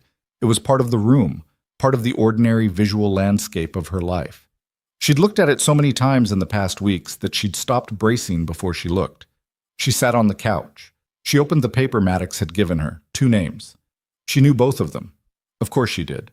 She'd served with them in the closest possible proximity, and then spent 3 years in a city 40 minutes from a mountain range that looked like the one in the photograph, telling herself that not tracking them was self-preservation. It was. It was also the thing that had kept her at 60%. She picked up her phone. She looked at the first name and the number beside it. She dialed. It rang 4 times. She was prepared for voicemail. "Yeah." A man's voice, rough-edged with something that was either sleep or the specific hoarseness of a voice that had been put through a long time. "Who's this?" "Raphael," she said. "It's Olivia Carter." A silence. Long enough that she thought the connection had dropped. "Olivia." His voice changed completely. Not softer, fuller. Like a room that had been missing something getting it back. I didn't know if you were—" "I know," she said. "I should have called sooner." "I should have called sooner," he said. "I had your number for 2 years. I wrote the email 4 times." "Me too." She looked at the photograph. "We need to talk. About the investigation, about Hollow Reach, about what happened to the operational record and what's happening now." She paused. "But that's not why I'm calling tonight." "Why are you calling tonight?" "Because it's been 3 years and I've been carrying this like it was only mine, and it wasn't only mine." She stopped. "And because I'm better now than I was, and I wanted you to know that, in case it matters." He was quiet for a moment. When he spoke again, his voice was steady, but with something underneath it that wasn't quite. "It matters," he said. "It matters a lot." They talked for 2 hours, not about the mission, about everything around it, everything since, the shape of the years that had followed, the ways they'd each built something workable out of the wreckage and the ways they hadn't. He was in Portland. He'd been working at a veterans rehabilitation clinic for 18 months. He had a dog named after a mountain pass in a country that didn't officially exist in any public record. He laughed twice, which she hadn't been sure she'd ever hear again, and the second time she laughed too, and it felt like a door opening in a room that had been shut so long it had started to seem like a wall. She called the second number the next morning. That conversation was shorter, 40 minutes, and harder in different ways because the woman on the other end was further into the difficulty and less sure of the workable shape, and Olivia didn't try to fix it. She listened and said what was honest and gave her Okafor's contact information and the name of a program at Fort Ironwood that had a module specifically designed for what she was describing. "Is it actually useful?" The woman. Her name was Jonah Priestley. And she'd been carrying the call sign Rattler for reasons that were a long story, I'd said. Or is it the kind of thing that sounds useful in a brochure? I built it, Olivia said. So I'm biased. But I built it out of every mistake I made in the 3 years I spent not dealing with this, so it's at least practical. A long pause. Okay, Priestley said. I'll look at it. That's all I'm asking. She hung up and sat at her kitchen table with the morning light coming through the window above the sink. The city was ordinary outside. A Tuesday in Ashford, Colorado, the kind of Tuesday that had no specific weight. A delivery truck on the street below. The sound of a neighbor's door. The particular quality of ordinary mornings that she'd spent 3 years collecting like they were proof of something, and maybe they were. The formal commendation ceremony happened in April, on a Thursday, at Fort Ironwood. She'd requested small. What she got was not exactly small. Maddox had interpreted small as not a stadium, which was accurate but left a significant range. There were maybe 100 people in the room, which included the second cohort of Fort Ironwood recruits, several members of the hospital staff from Riverside who had made the drive up, Deb Frazier in the front row wearing an expression that was both controlled and comprehensively proud, and Raphael, who had flown in from Portland and was standing against the back wall because he said he preferred to have the exit visible, which she understood completely. Maddox read the commendation aloud. She listened to it with the specific discipline of a person who had agreed to hear this in public and was going to do it without looking at the floor. It named the mission, the classified designation, declassified now and on public record, the actions under fire, the number of casualties treated, the structural contributions to the operational record that had formed the evidentiary basis for the federal proceedings.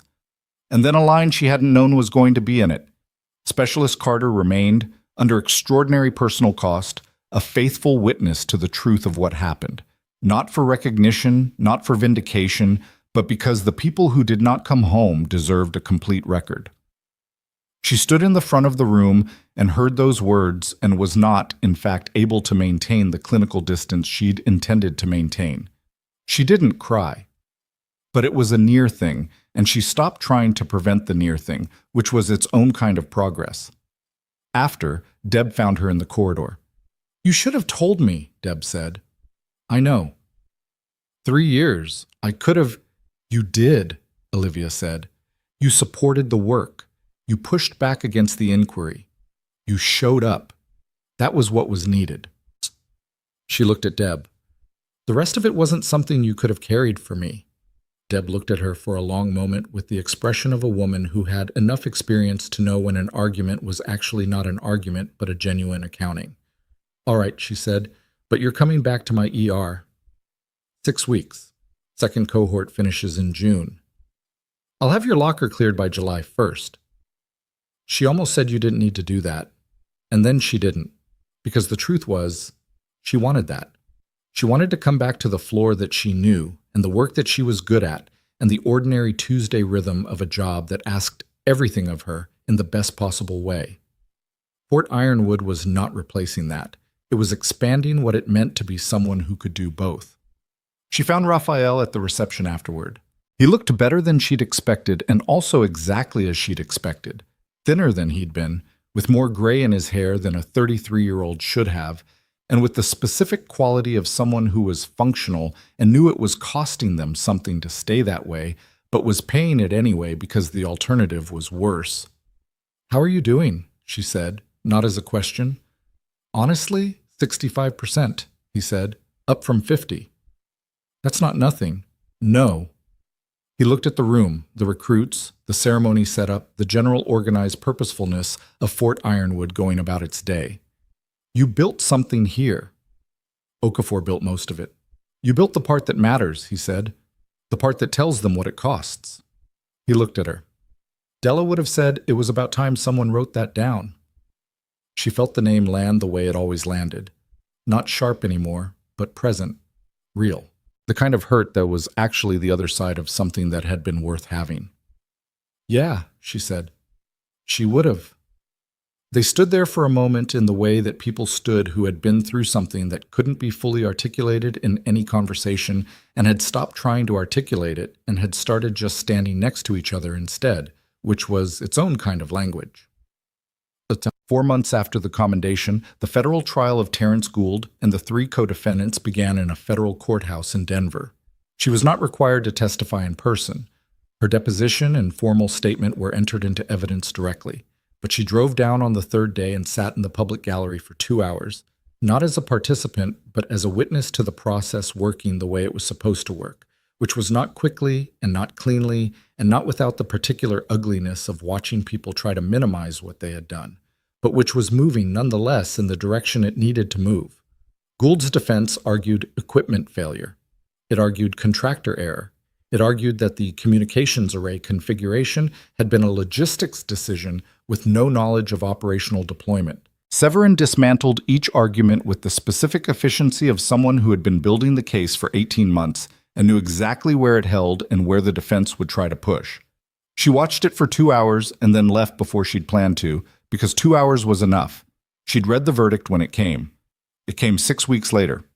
All 4 defendants, guilty on the primary charges. Sentencing was scheduled for November. She read the notification on her phone while she was on shift at Riverside. She'd been back on the ER floor for 6 weeks by then, back in the rhythm of it, back in the room where she knew how to be most useful. She read it, set her phone in her pocket, and went back to the patient she'd been with, who was a 60-year-old veteran with a chest complaint that turned out to be costochondritis rather than cardiac, which was good news she was able to deliver with conviction because she'd already run the differentials. She delivered it. He thanked her. She moved on. That was the job. That had always been the job. The next patient, the next problem, the next decision inside whatever window of time was available. She'd spent a long time thinking the job was something she'd retreated into because it was easier than everything else. She understood now that the job was the thing itself. It wasn't retreat. It was where she actually lived. On the last day of October, she drove up to Fort Ironwood for the launch of the 3rd cohort. She wasn't running the 3rd cohort. Okafor had it, with a junior instructor she'd trained who was good and would get better. But Maddox had asked her to come for the first day to speak to the new recruits, and she'd said yes because it was the right thing to say yes to, and because she'd found, in the months since the program launched, that she wanted to keep doing it, not as the primary weight-bearing structure of her professional life, but as something that ran alongside the ER work, that kept her connected to the particular purpose that the 8 weeks at Fort Ironwood had clarified for her. She stood in front of the new cohort, 59 this time, a smaller group, and she told them the same story she'd told the first cohort. The mountain, the 22-year-old, the 26 minutes. And then she told them something she hadn't told the first group. I spent 3 years after that mission operating below what I actually was, she said. Not because I was broken. I wasn't. But because nobody had told me it was okay to acknowledge what the work cost. And so I stored it somewhere I thought wouldn't affect my function, and I was wrong about that. She looked at them. What I know now, that I didn't know then, is that the cost doesn't go away if you don't look at it. It just changes shape. It becomes the 60% instead of the whole. It becomes the decisions you make slower than you should, the moments you pull back when you should be fully there. She paused. You are going to do this work, and it is going to matter, and it is going to cost you something real. The people in this room, she gestured toward Okafor, toward the junior instructor, toward the support staff. They are here to make sure that cost doesn't become a debt you can't pay. But we can only do that if you let us. And you can only let us if you understand before we start that needing support is not a failure of strength. It is actually the most tactically sound decision you will make in this entire program. She looked at the 59 faces in front of her. Some of them were nodding. Some were holding very still.